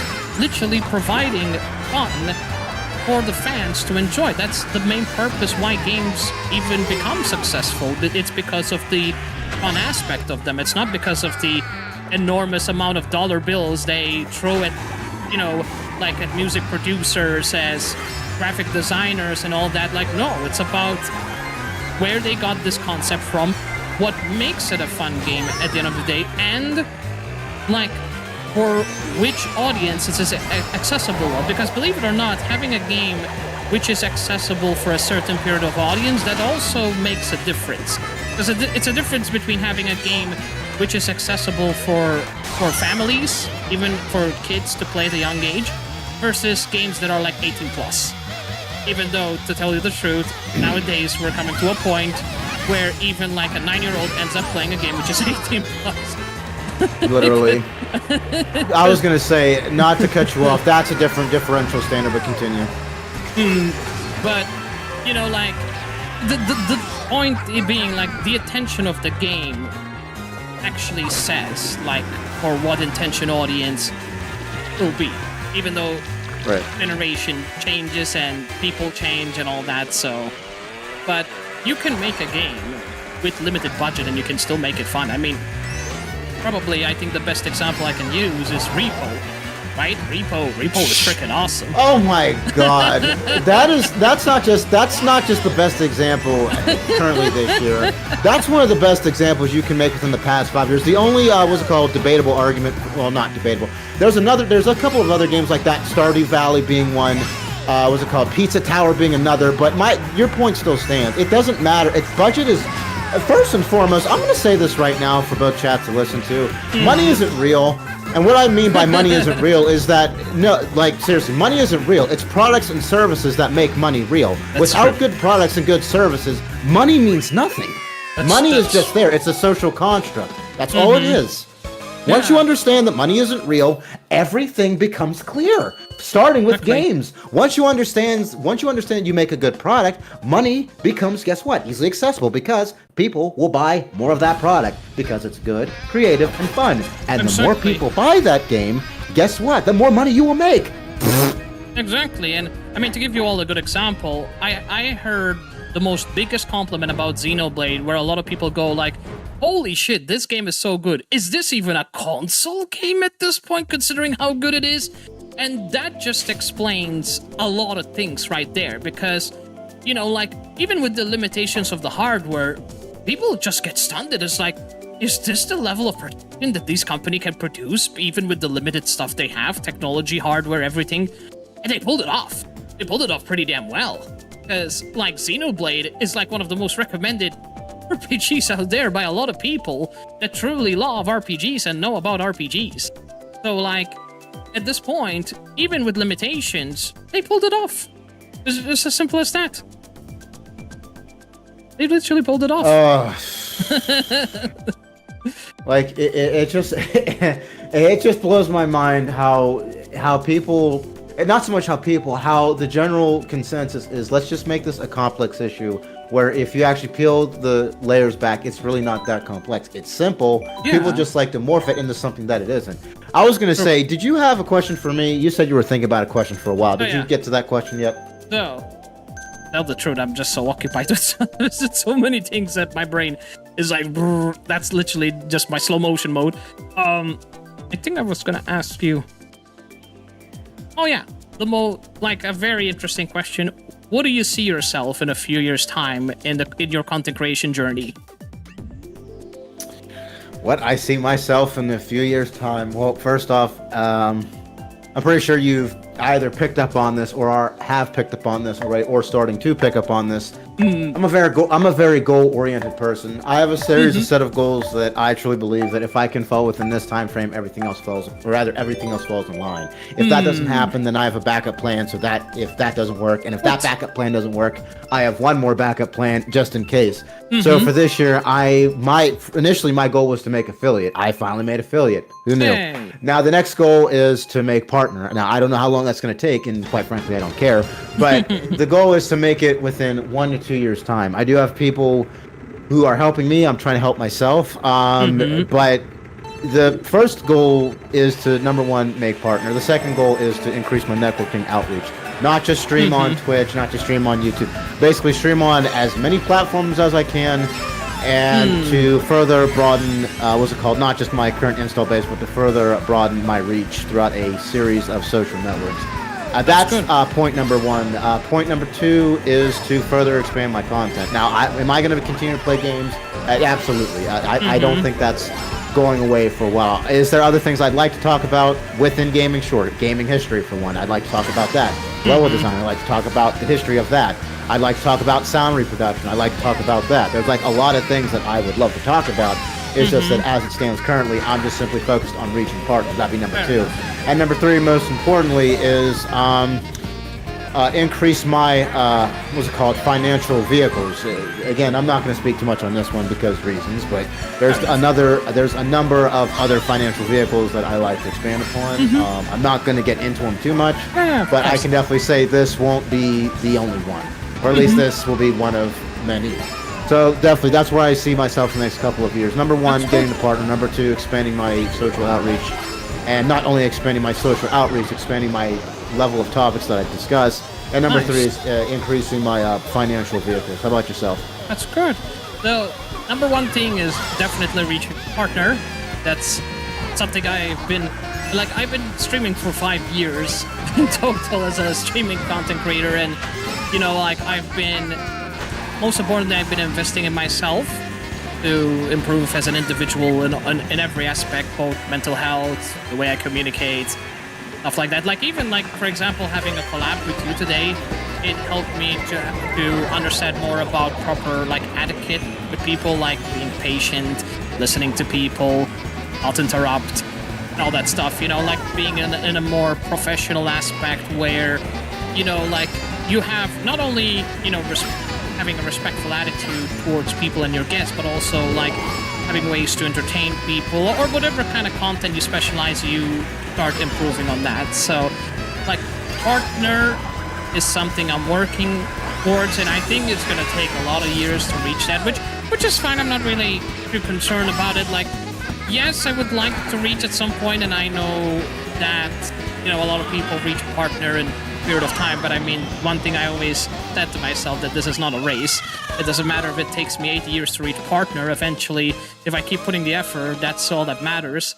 So I will just continue doing what I love and improve in any aspect. I'll keep uploading content on YouTube and try to also promote elsewhere, and maybe get some professional advice from other people in the future when I do get the money to pay or manager or something, somebody that can truly give me an in-depth feedback about stuff, and and help me tremendously to grow in a more professional aspect.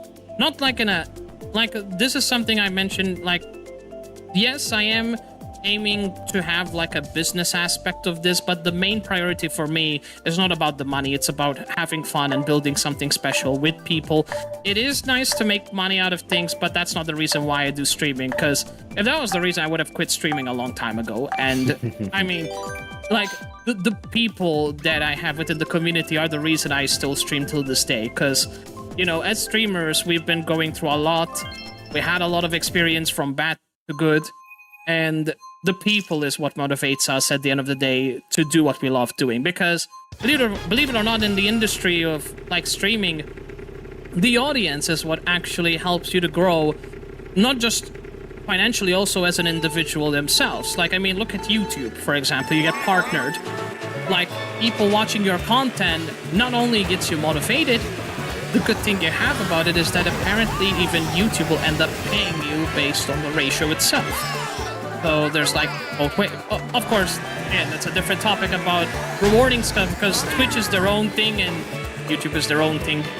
But like you, as a creator, like I always specialize mainly on entertainment and making sure that people are having fun. That's the number one thing. And also, you know, helping others with like tech. I love educating people. Like that's something I always feel proud of. Because as an individual, like I suffer a lot with self-confidence. That's something that I've been dealing with for a lot of years, especially with someone diagnosed with autism. That can be incredibly challenging for me. And to have that self-confidence in streaming, it's a big deal for me because I'm doing something which I love doing. People are watching you because they like something about you, and that says a lot to me. And I don't really care whether people talk or lurk. Everything is appreciated, even though it's coming to a point where the lurking system is being changed as we speak because Twitch are changing something in, I don't know, in their policy or whatever the heck they're doing. Like they've been changing a lot of things. I'm not sure if we should be worried or stuff, but it's like, we'll see. We can either be worried or we can just look forward to it. Yeah, exactly. And even though the funny thing is about Twitch updates is that when they actually do introduce something good, there's like a lot of bad backhands before, because for example they introduce an update about GUI, it's good, it looks nice, but then the catch is it gets buggy or glitchy or it's just not functional. And what do? They revert it because people were mad and it just didn't work out, and that's kind of like a lot of time and money invested into something that apparently backfired in their end. But thank goodness at least what they're introducing, for the most part, most of them are great stuff. Let's hope they don't mess anything up in the meantime. But like partner is something I'm working for. Even like another thing is like improving my craftsmanship and cosplay. I think that's a really cool talent that I would love to achieve because, you know, something that I really connected a lot is with people with cosplay, because when I went, for example, the first ever at a TwitchCon convention, I actually was cosplaying as Xemnas with the lightsabers and everything, which was pretty interesting. And like I also have like a Chainsaw Man cosplay from top to bottom. It's freaking so cool, including Rei Goku as a cosplay. And nice. It takes a lot of like patience and sometimes even money can be a little challenge, because like I get lucky that I can get like stuff which are cheap and all that, but sometimes to make cosplay a bit more detailed, there's like you can like end up getting so much resources, you can always just putting more stuff, but the problem is you may have unlimited choices to improve your cosplay, but you don't have unlimited loot. I wish I had unlimited money.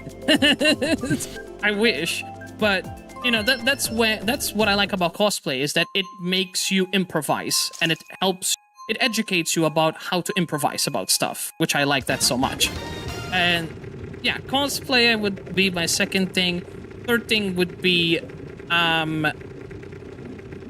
really, I don't know what my third thing could be. I mean, I guess reaching YouTube partner would be, I mean, reaching partner on any aspect, and you know, and just continue putting the effort and hopefully make some financial income would be nice, because what I really would like to achieve is that if I do make financial income on what I love doing, I would like that in the future I get to organize and work with a lot of other streamers out there to make something accessible for creators, like something that a lot of people did. Like for example, in the VTubing space, someone which is the founder, she created a stream team which was verified by Twitch, which is trying to bound together VTubers to have the opportunity and platforms themselves. Or what they're trying to do is that they're trying to have their own quote-unquote agencies to try and allow people that whatever talent they have, whether if it's singing or performance, they give them the spotlight to help them grow and improve. Which is nice, because I think as a creator and in the VTuber space, like yes, VTubing has grown so much since then, but I still feel... Oh my god. Like, it's still a huge challenge with the enormous amount of, like, I don't like using the word competition at the same time, but at the same time, like, there is competition like when you are streaming as a VTuber, but the one main thing I believe in is primarily the competition is with yourself. Because like this whole idea about people saying, oh, those people are taking away my views, or those people are taking away my views. I'm like, no, that's not true. Like, people will come to watch your content for a reason. Just because they find someone which they like more, it does not mean that they never ever want to watch you. Like, you just keep doing what you love doing, you just keep improving in the way you do, and that's it. Like, people just want someone different. Like, maybe they're in the mood to watch someone else, or maybe they will come back and watch you again. I don't know. Like, people have lives as well, and that's another thing we need to concern. Like, in fact, I think streaming grew so much since the days when COVID was a thing before, because a lot of people were staying inside and a lot of people were using internet much more often. So, you know, things changed. But the thing is, nobody is screwing your success in reality. Like, success comes based on your effort. So improvements that you do, people will see it. Primarily is, of course, the content that you do and the fun that you do as well as a creator. You know, publishing a video with no reaction and no passion, if you're not enjoying watching the video yourself, don't expect the audience to watch it. It's just not realistic. So there's those key factors that I keep in my mind to motivate me. So yeah, partner, that would be nice to get. A cosplay like trophy or achievement, not even just trophy, just overall opportunities. Like, I don't know, like getting invited to travel, like to go abroad and go into a competition abroad. I think that would be nice. Even though, to be frank with you, I don't really care much about competition. Like, I just care mostly about connecting with other cosplayers, because they're really awesome people. There are people which are fakes and assholes, but I mean, let's be real. That's just reality as a whole. Anywhere you go, you're gonna find fakes. You're gonna find good people. You're gonna find bad people. That's just the world as it is. So bad apples everywhere with bad apples. Exactly. The most important thing I always tell people is don't ever try to mix the good apples with the bad apples. That's something that people need to always be careful of. Because I know a lot of people have this tendency to see like, oh, you're one of these streamers, so you must be this. I'm like, no. That's just not fair, and it just ain't right. You know, like, everyone has their own different skills, everyone has their own different passions and understanding. You just gotta be a little bit more respectful and maybe, you know, like, give people a chance and get to know them first before you start talking or judging them or anything like that, you know? But yeah, I guess that's my opinion though, but, you know, just one thing I always expect at the very least is that people try to be a bit more understanding and respectful, but unfortunately, stubborn people exist. So, that's how it is. You're not wrong about that. I mean, yeah, but I mean, I'm lucky I got to meet a lot of great people. I mean, we're talking to a legend right here, so there you go, guys. Like, you are lucky enough and fortunate enough to meet good people. As long as you're nice with others, you know? How I see it is... Oh, someone sub. Anyway, not someone followed. Thank you so much for the follow. I'm sorry. I'm going to catch up with follows in a second, dudes. Yep. I was going to say, regarding my whole worldview on that, as I told you at the beginning, and I'll tell you again, I'll say it right now, I don't care about being liked or disliked. I care about being respected. Because, again, in order for you to be liked or disliked, someone needs to acknowledge the fact that you exist. And if they don't acknowledge that, either or doesn't happen. I'm not saying I'm not appreciative of being liked. I'm just saying, if you were to hold my feet to fire of one of the three, I'd rather be respected. But anyway, getting back to chat, does anyone in chat have a question for me or Nathan? That'd be pretty good. Like me and Nathan have been spitballing for a while. I'd rather answer questions from the community. We are a chatty beans. I mean, just so you all know, just in a joke aspect, don't believe him when he says his name is Chill Vibes, because he's not chill. He's a talkative bee like me.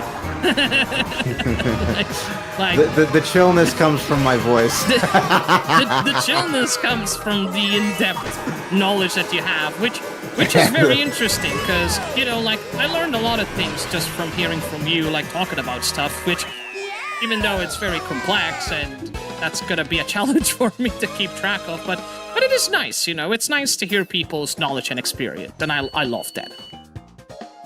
Would I join a talkative club, Princess? Absolutely. Hell yeah. Regarding that, though, again, this level of knowledge, it didn't come without sacrifice. So well, I'll just leave it at that. Oh yeah. There's a lot of what's it called? There's a lot of pain involved. But if you were to ask me, would I mulligan that again? The answer would be absolutely not. But that's just my worldview on it. Does anyone in chat have a question for me? Anyone out there? Or Nathan? Anyone at all? Let me think. You know what? I can actually ask you this.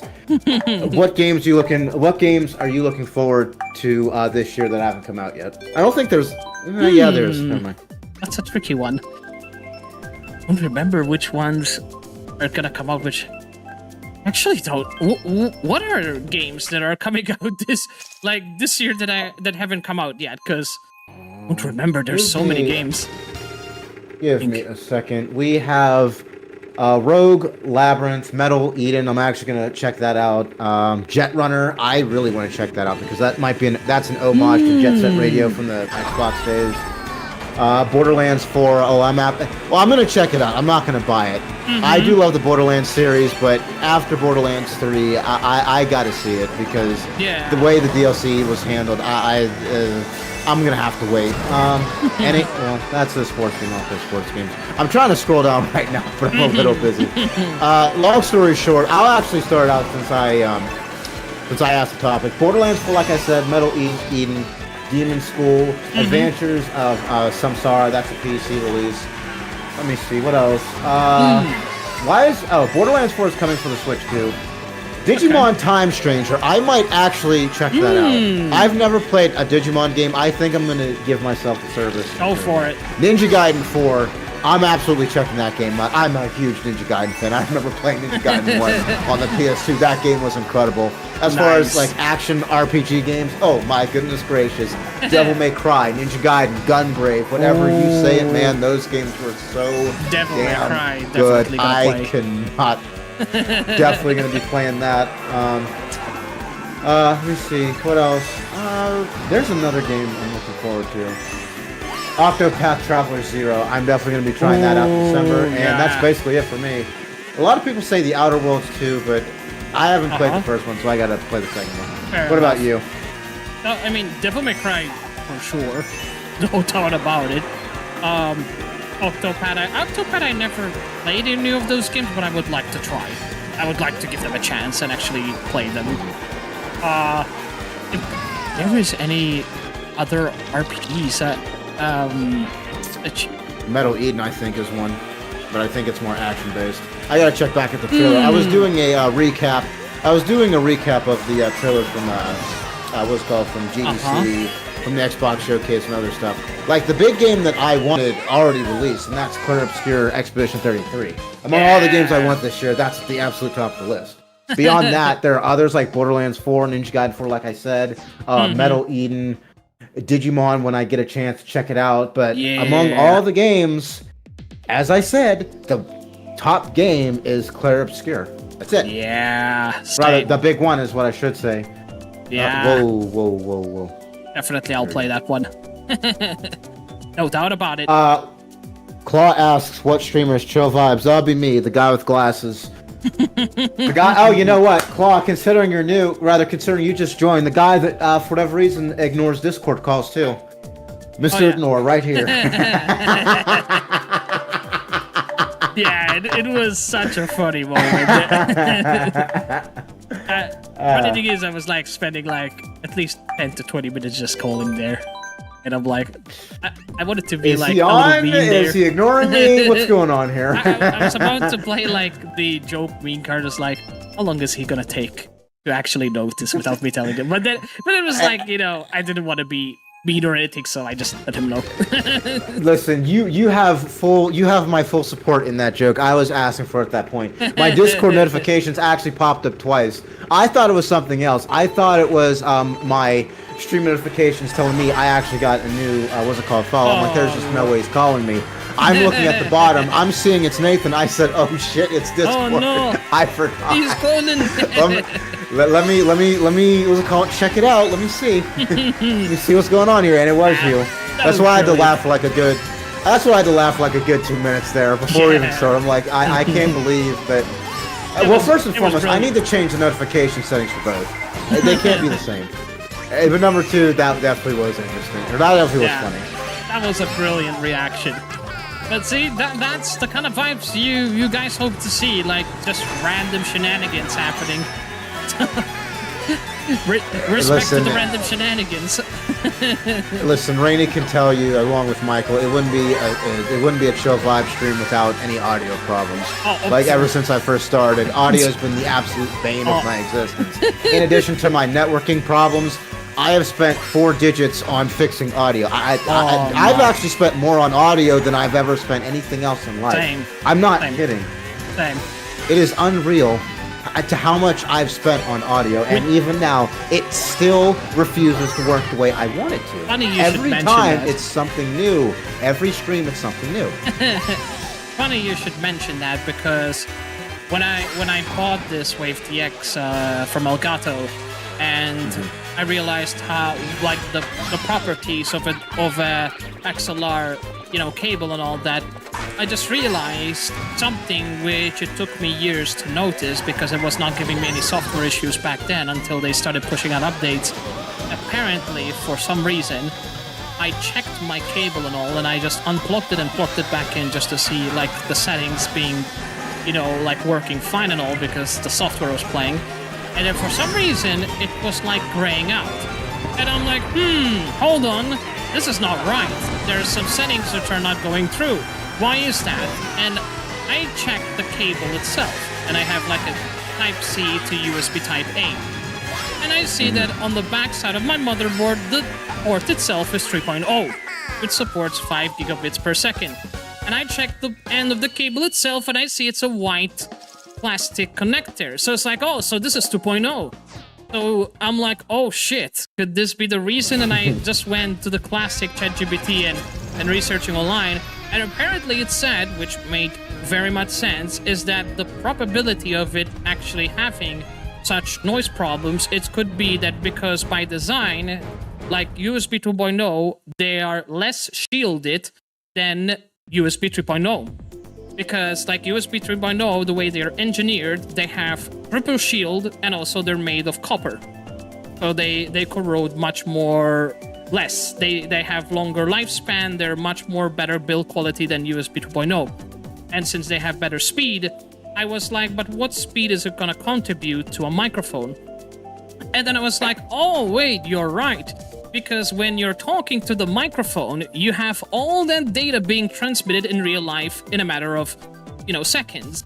So it's like, if your cable is not producing enough speed to match the port, because your speed is being bottlenecked to your microphone, and your microphone can't keep up, especially if you have a lot of filters into it, that could explain why sometimes it makes that popping noise, or it generates more background noise, or sometimes it just stops working. I'm like, if I figure out that the whole this time it was the problem from the cable, I'm gonna eat my mixer, for sure. Because that's like an 8-euro upgrade. And I'm like, I underestimated how important things are for microphones, because I was like, that's true, because microphones are very sensitive. So if you have something which is like low quality for a microphone, that's a problem.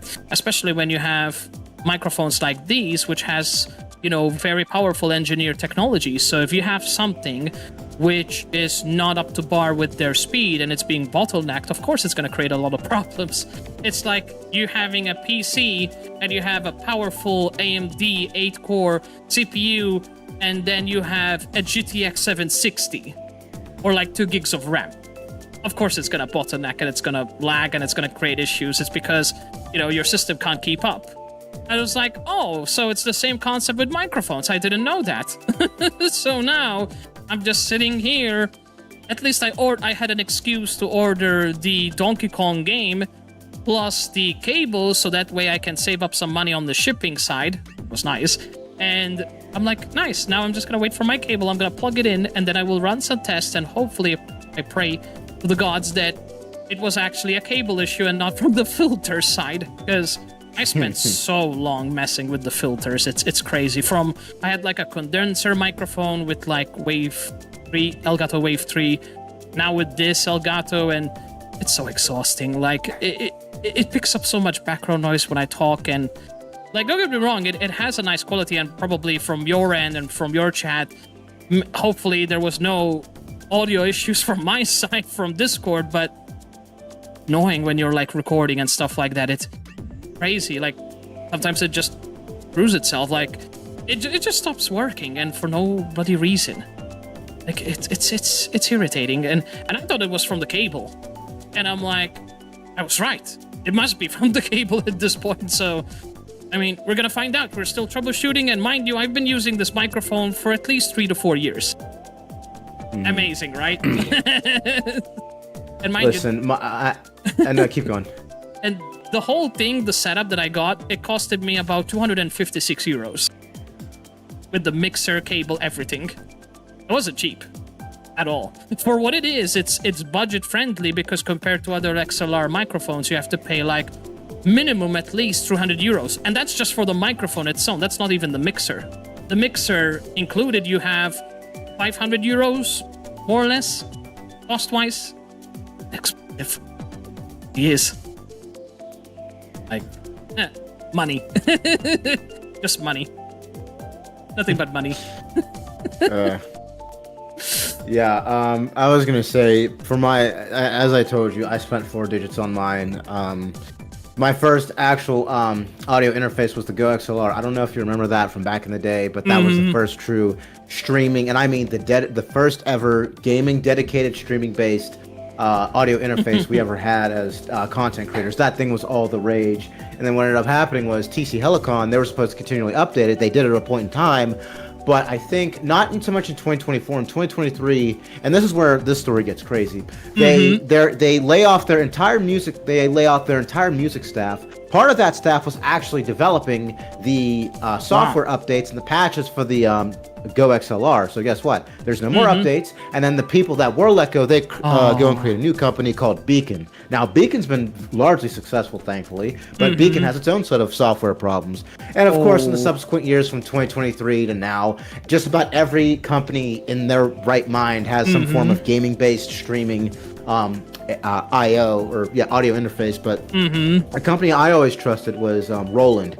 Roland, who makes like the special synthesizers, excuse me, special pianos. They actually made the V-Moda headphones, for those of you who remember those back in the day. They made something called the Rolla Bridgecast. However, the one I have is the Roland Bridgecast X, and the unique thing about this one is that not only is it an audio interface, it's also a capture card for consoles. And what I like about this specific audio interface is that you can now separate your game audio straight from the computer. No longer do I have to go in OBS and I have to say, okay, so this is the console, this is the computer, I have to route this, I have to measure this, I have to measure this, I have to do this, I have to do this. It's all going to be done in the system. Now, when the Bridgecast X first came out, it was absolutely terrible. Actually, the mic that you're listening to right now, which is something known as the Earthworks Audio Ethos, this is my second mic, because the first update for this audio interface, it absolutely blew my original mic out. I had to go ask Earthworks Audio for replacement. Now, thankfully, that replacement process was easy, and I've not had problems since. But the early days of this audio interface were a disaster. Now it's actually something. Now, regarding Claw Masher, this person says, I actually streamed my first stream yesterday and had some problems, but it was okay. What problems did you have? Because for me, I remember my first problems very vividly.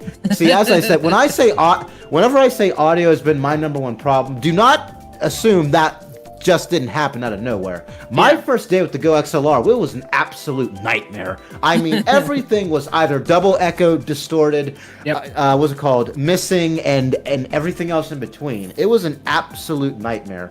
I remember it very vividly. I spent the first 2.5 hours trying to figure out how the audio works, and when I finally got it, I only played the first hour of Unmetal. And after that, things were finally good for like a good year. And then guess what? My PC conked out, and I said, you know what? That's enough. I'm just going to take out a loan. I'm going to upgrade my PC the right way. And I did. And guess what? Now that PC is basically not very good anymore, unfortunately, I guess what I'm going to have to do. It's not so much I'm going to take out a loan. I'm actually waiting to hear back from a partner of mine on Monday. So I'm going to see if things fall through. Well, for his case, they better fall through. I'm not going to say anything beyond that, but for his case, they better. And I have a good feeling that they will. And once they do, I am going to upgrade my PC again. However, I am going to make the ultimate splurge of splurges. And I'll actually, what's it called? I'll detail that in your community, assuming I get it. I'll keep you in the loop about that if it happens. If it doesn't happen, I'll take care of things on my end for that way. But overall, Claw, for my first personal experience, audio was the number one problem. Everything else was fine. Like from the soundboard itself to all the stuff that's set up in Streamlabs, Stream Elements, even OBS. Everything was fine minus the audio. Once I got the audio down, it was fine. Then it became the computer, but the computer's found fine too. Well, me also learning about this thing called thermal paste, which I am not going a single. I'm not going a single year without thermal paste ever again.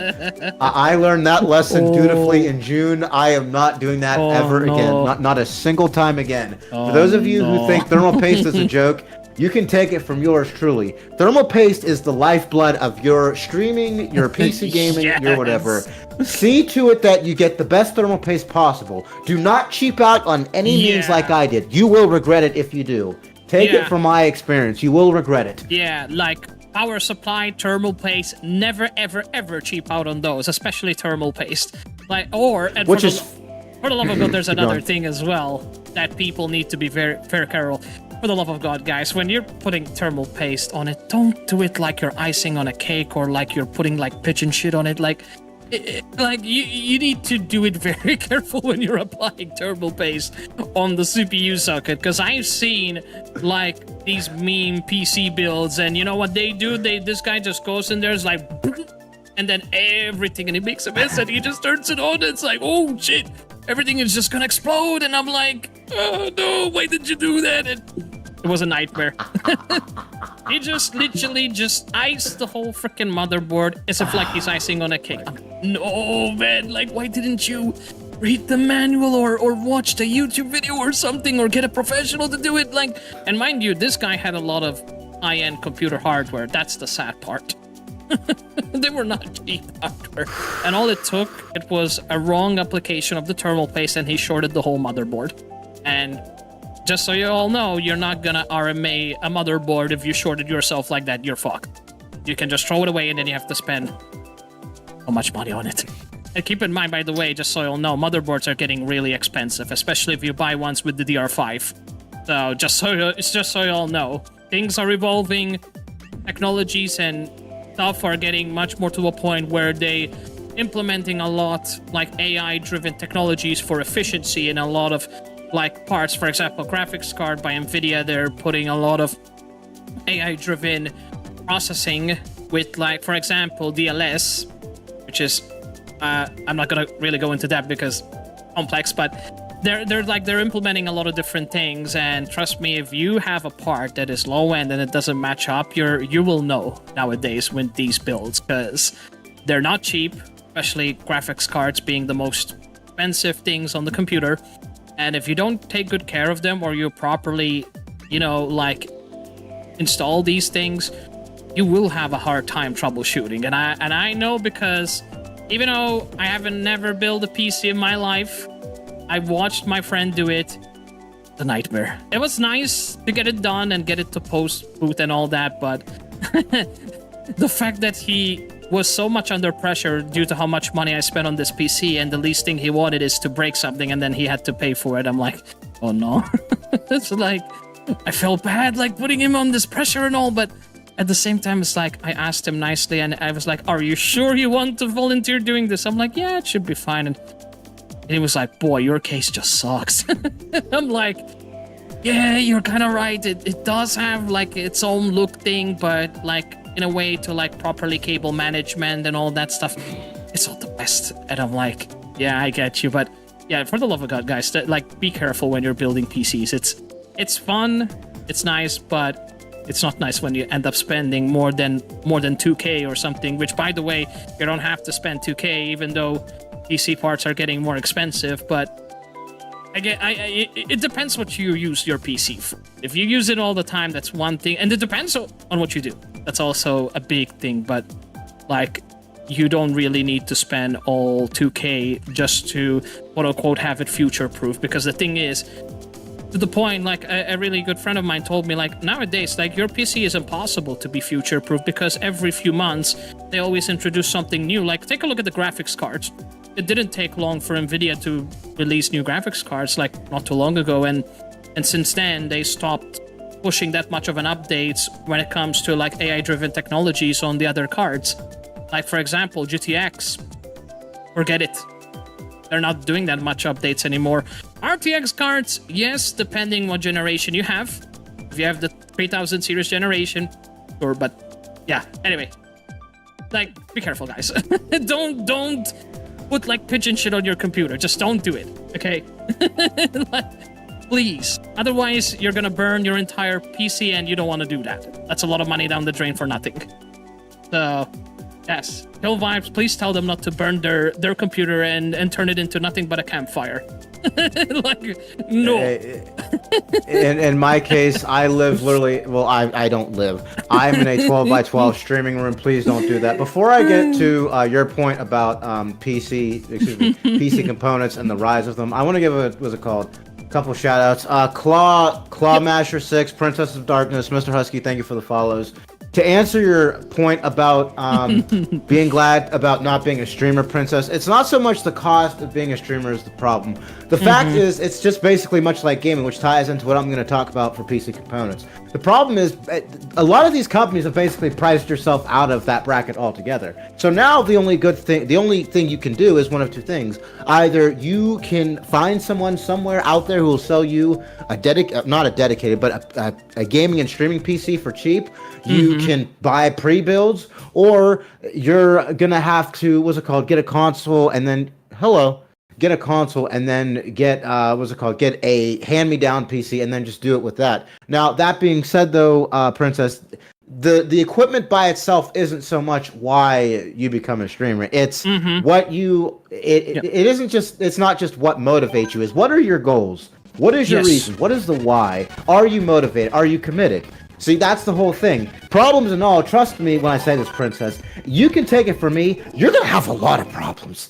Don't take my personal experience just as the tip of the iceberg. People have had it much worse. There's going to be much worse that awaits you once you do start it, but the thing is, if you can get past the worst of it, everything else just becomes plug and play easy mode. Exactly. I am very happy that the game, though, kicked me out due to a communication error, so I'm trying to find the code from the beginning. Oh, don't worry. We're going to talk for just a little bit more, if that's okay, because then I will end up having to go get some food and get some rest and call it for today.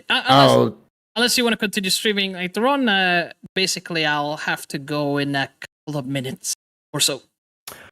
Oh, that's absolutely fine, dude. I backed out into the menu. Where's my OBS? See, look, Princess, I'm struggling already with OBS. It's having a lot of fun.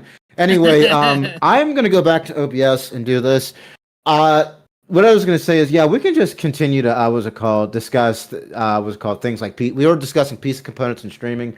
Regarding that, I'd like to actually touch on that a little bit more. And the fact of the matter is that much like gaming, everything is basically being priced out of existence for those that have a vested interest in streaming, or people like me and you, who have years of experience, who are veterans of this, who might have the income, or at least might have some form of income to get it, But we Yeah. realize one of two things. Number one, it's not worth it. And number two, even when it is worth it, there's some weird update, there's some game, there's something else that comes later down the line that makes this current product obsolete. So once again, to those that want to invest in gaming, you really have to ask yourself, number one, can I even keep up with this? And number two, what is the point? Now, when I say can I keep up with this, you can easily do it. Like I said, go to the indie scene. Repo's an excellent example. Clear Obscure, Expedition 33, excellent example. Pizza, what's it called? Pizza Tower, excellent example. Even old games like Stardew Valley, excellent example. These games are not that expensive. It's just you have to dig a bit just to find them. But once you find them, that opens up the avenue. Or even games like Haven or Haven 2 or whatever else, you'll be able to find great product. It's just that you just have to dig for it. What's it called? Counting on AAA to save us. Those days are over. I'm sorry to say it, but those days are over. They're not coming back. Yeah, it's. Well, excuse me. There's exceptions to this rule, like Square Enix, but beyond that, those days are over. Yeah, there's not much. There's not much AAA companies at this point that you can truly have like that high hopes and even like innovation in certain things, like because I feel like we're coming to a point where a lot of these companies, not all of them, like majority of them, like they don't I'm just gonna be straight. Like this might sound mean and all, but I think most of them don't actually know what a fun game really is. They just think that investing all that money to make something that they think it makes sense and fun for people think is the way to go. And I think that's the main problem why AAA games sometimes struggle a lot, because they think budget is everything in something. It's like even like with anime, for example, to give you a perfect example, how many companies out there end up investing a lot of money in production, yet the story and animation is just nothing out of the ordinary? It's because, maybe the people that they are paying for, maybe they're not that as, professional as we expect, or who knows, maybe the technology they have that they use to make the production of the anime itself, maybe I don't know, maybe just they're limited. Who knows what could be the reason? But the thing is, a lot of people think that money is usually primarily the solution to have good things, but that's the problem. Like, money is not everything to the results of the game. The results of the game is impacted by the production value that the team actually produces. Look at these indie companies. Look at the games they produced. They didn't have infinite budget. They didn't have a lot of money, but look how successful they became. Why? Because they knew exactly what the community wanted, and because the fact that they relied on the community aspects of what they wished for and wanted it's what led them the success that we know nowadays. It's like, for example, like Obscure, right? Like that game, I'm pretty sure that game is still very popular till this day, because that game, I believe, got a 10 out of 10 rating, right? By a lot of companies, and I believe that game has a phenomenal music soundtrack, which a lot of people have been fucking like talking over and over about, which is a big deal. So, yeah, I mean, like that is my point. Like, if you know how to properly construct things based on what people actually look for in games, because people have experience. We are gamers, and we know what we want, and we don't like have these like weird expectations. Like, okay, some people may have unrealistic expectations, but some people actually know what makes a really good game fun, because they spend so much of their time specializing in a franchise that they're passionate. So when somebody actually spends so much hours like a game, and they tell you, listen, as my feedback is, maybe you should add this or maybe you should modify that, it's because they know what the hell they're talking about. Otherwise, why would they spend all those years playing something if they were not passionate? And feedback is going to be everywhere. Like, people are entitled to give them their feedback. Now, as a company, whether you take that feedback or not, that's up to you. But the fact is, the community is what brings sales to the company. The community is what makes games successful. Without that, games are hopeless. Games wouldn't even exist if it wasn't for the communities of that franchise. It's as simple as that, because those are the people that inspire other companies to allow games to grow, to have, ideas branch out. Because other than that, if these kind of things were not sparked by the interest of the community, other companies would just take no interest because they would say, like, who the hell is going to play these games if nobody plays other games? You know what I mean? So, like, it all works out based on what the company's practical choices do in the gaming industry, and what they do and how they respect their fans and all that plays a big role.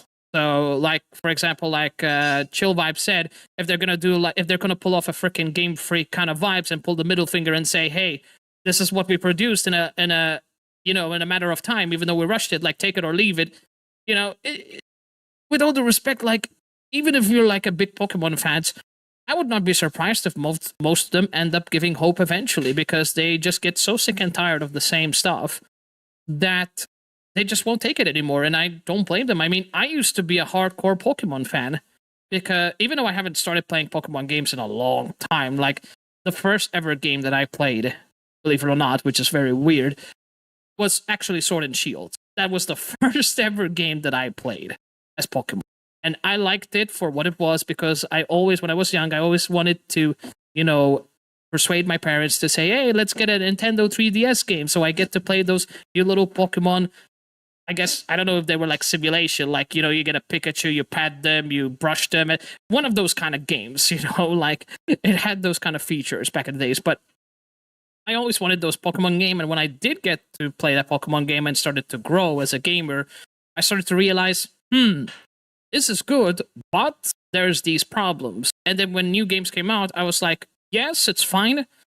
But then I started noticing a pattern, and I was like, that's becoming a big problem now, because they're not learning from the previous project. So what the hell are they going to do? Are they just going to keep doing the stuff?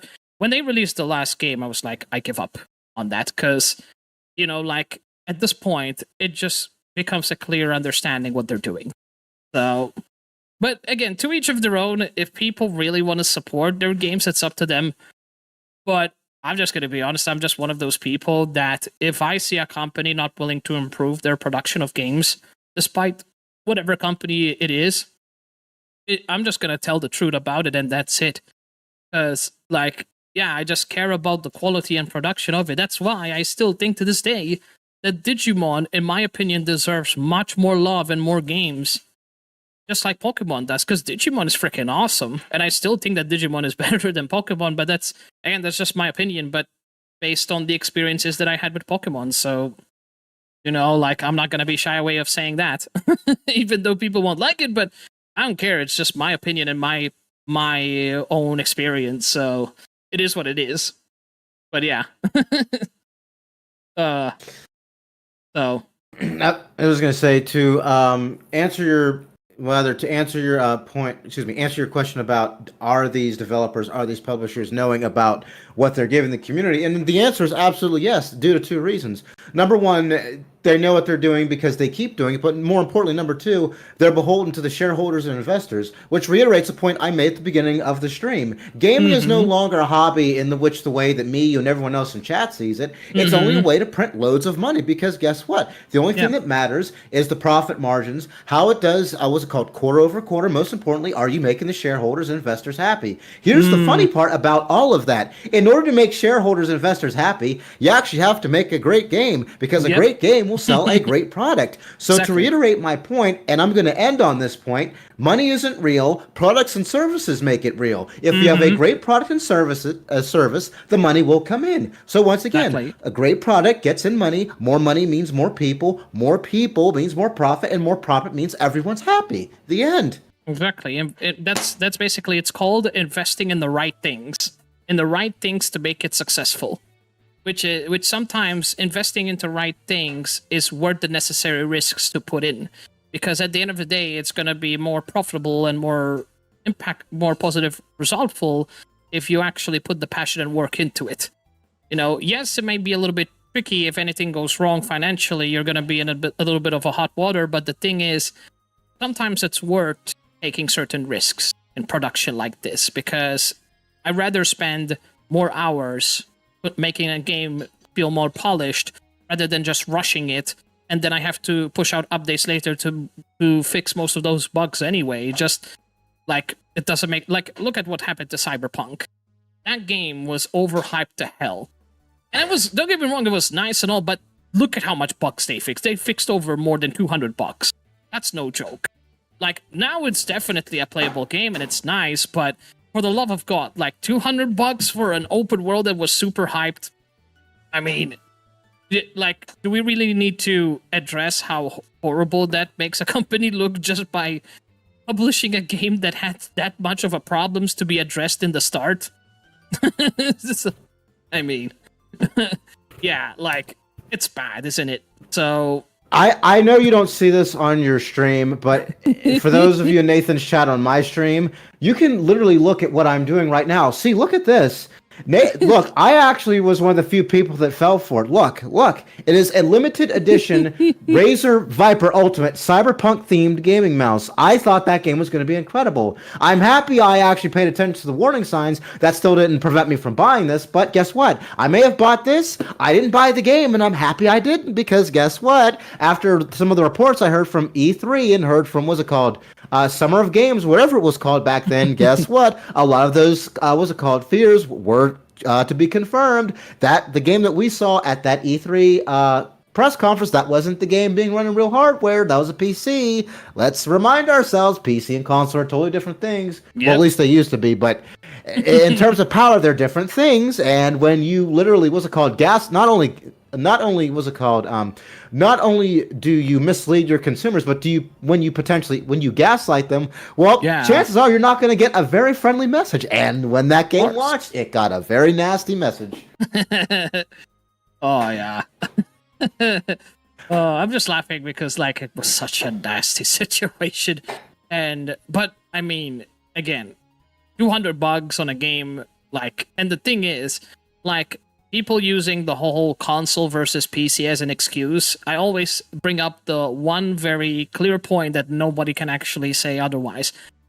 You have different technologies, different coding, different stuff that gets created in the game. Like, sure, you have the same aspects and stuff as you have in consoles, but the thing is, technologies are different and stuff needs to be coded in a different way based on the console that you have. So, like, if something works in a PlayStation and you have a PC, you cannot expect that they can just copy and paste the coding from something that has different technologies and put it in a PC and expect it to work. Like, that's not possible. Companies need to put the time to actually utilize the technologies that we have in the PCs and figure out a way of coding to optimize games based on the hardware that is available and technologies. So, yeah. Anyway, we're gonna cut it for today. So, guys, can you give a round of applause and some love in the chat for the lovely Chill Vibes? So, yeah, let's get some hype in the chat, y'all. And also, but not to cut you off, actually head with your outro, then I'll head with mine. Mm-hmm. So, thanks again, everybody, for your time. Appreciate you all, and thank you again, Chill Vibes, for being the guest of honor today. It was really fun. And yeah, we're basically gonna head off. You have a good rest of your day, and good luck with your stream, and I'll talk to you again next time. Before you leave, I would like to say the pleasure is mine. Thank you so much for actually doing this with me, man. I really wanted to do this back in June, but as I already told you in chat, that will be the final time I will ever cheap out on thermal paste. Thankfully, PCUs already knew about that when I first started building my PC, so at least I got that aspect down. Now, as for future plans, Mr. Nathan, so that my community can stay in the loop with you, do you have any future plans for this week moving forward in terms of what you're going to stream, the games, and so on and so forth? So for future time, what I have so for next week, it's going to be a little bit of a different, because I will not be available for a certain period of time, which I will release a schedule so that people are aware. But basically what we're going to do, we're going to continue playing some Xenoblade for next week. Tomorrow we're going to do a VOOP chat experience, which is like Omegle, except it's for like VoopTubers, and it's a little bit more safer-ish with, meeting really cool people, like VTubers on that platform, making friends and and just chatting overall and having fun. And yeah, pretty much that's what's gonna be. Just more Xenoblade experience and more later on, just some more community nights. So yeah. I get you. Oh, my bad. I was going to say, so for Nathan's chat, who are tuning in for me, what is the plan going to be for tomorrow? We're going to continue with Octopath Traveler. Monday, I will not be available. We will stream next Friday. I will say this, though. We are getting much, much closer to the end of Octopath Traveler than we were at the beginning. So if you have been following me regarding that journey, it'd be up to you, but I suggest you do so if you want to see the conclusion of that, because after Octopath Traveler 2, more than likely, we will be having Elden Ring Shadow of the Erdtree drop before the end of the month. I cannot look forward to that. I've been actually trying to play that for a while, but Octopath has been one beautiful incursion. One beautiful exercise in open world experience. That being said, though, for Nathan Gamer Plays and myself, thank you all so much for tuning in. Thanks so much for watching. And for my community, before we head out, I believe it is time for Raid O'Clock. Nathan, I will let you go. Thank you so much again, and I look forward to doing it next time. Nice. Thank you a lot, guys. And seriously, take care, man. Thank you so much for the awesome opportunity. No problem. Can't wait to do it again. Take care. Talk to you next time. All right. Bye-bye. All right, brother. All right. Let me see. Okay. So, that was our lovely chill vibes, everybody. Hope you all enjoyed and had a great time. We're gonna go ahead and find someone to raid, and we can call it here for today. So let me have a look. Who do we have? I hope you guys enjoyed the awesome podcast that we did today. Let me see. So who do we have today? I'm gonna be raiding. You know what? We're gonna be raiding someone doing a 12-hour stream and doing the 4-year VTubing anniversary, which I think that's very freaking awesome. So let's go ahead and raid Alara. So let's do it. Take care, guys. Thank you so much for your time. It was really awesome. And go ahead and raid. So let's do that. There you go. Okie dokie. Alright, guys. Thank you so much, guys. I wish you all the best. Can't wait to do some food chatting tomorrow. And wish you guys all the best and all the love and support. So good night, guys. Take care and have a good one. Bye-bye, everybody. Take care.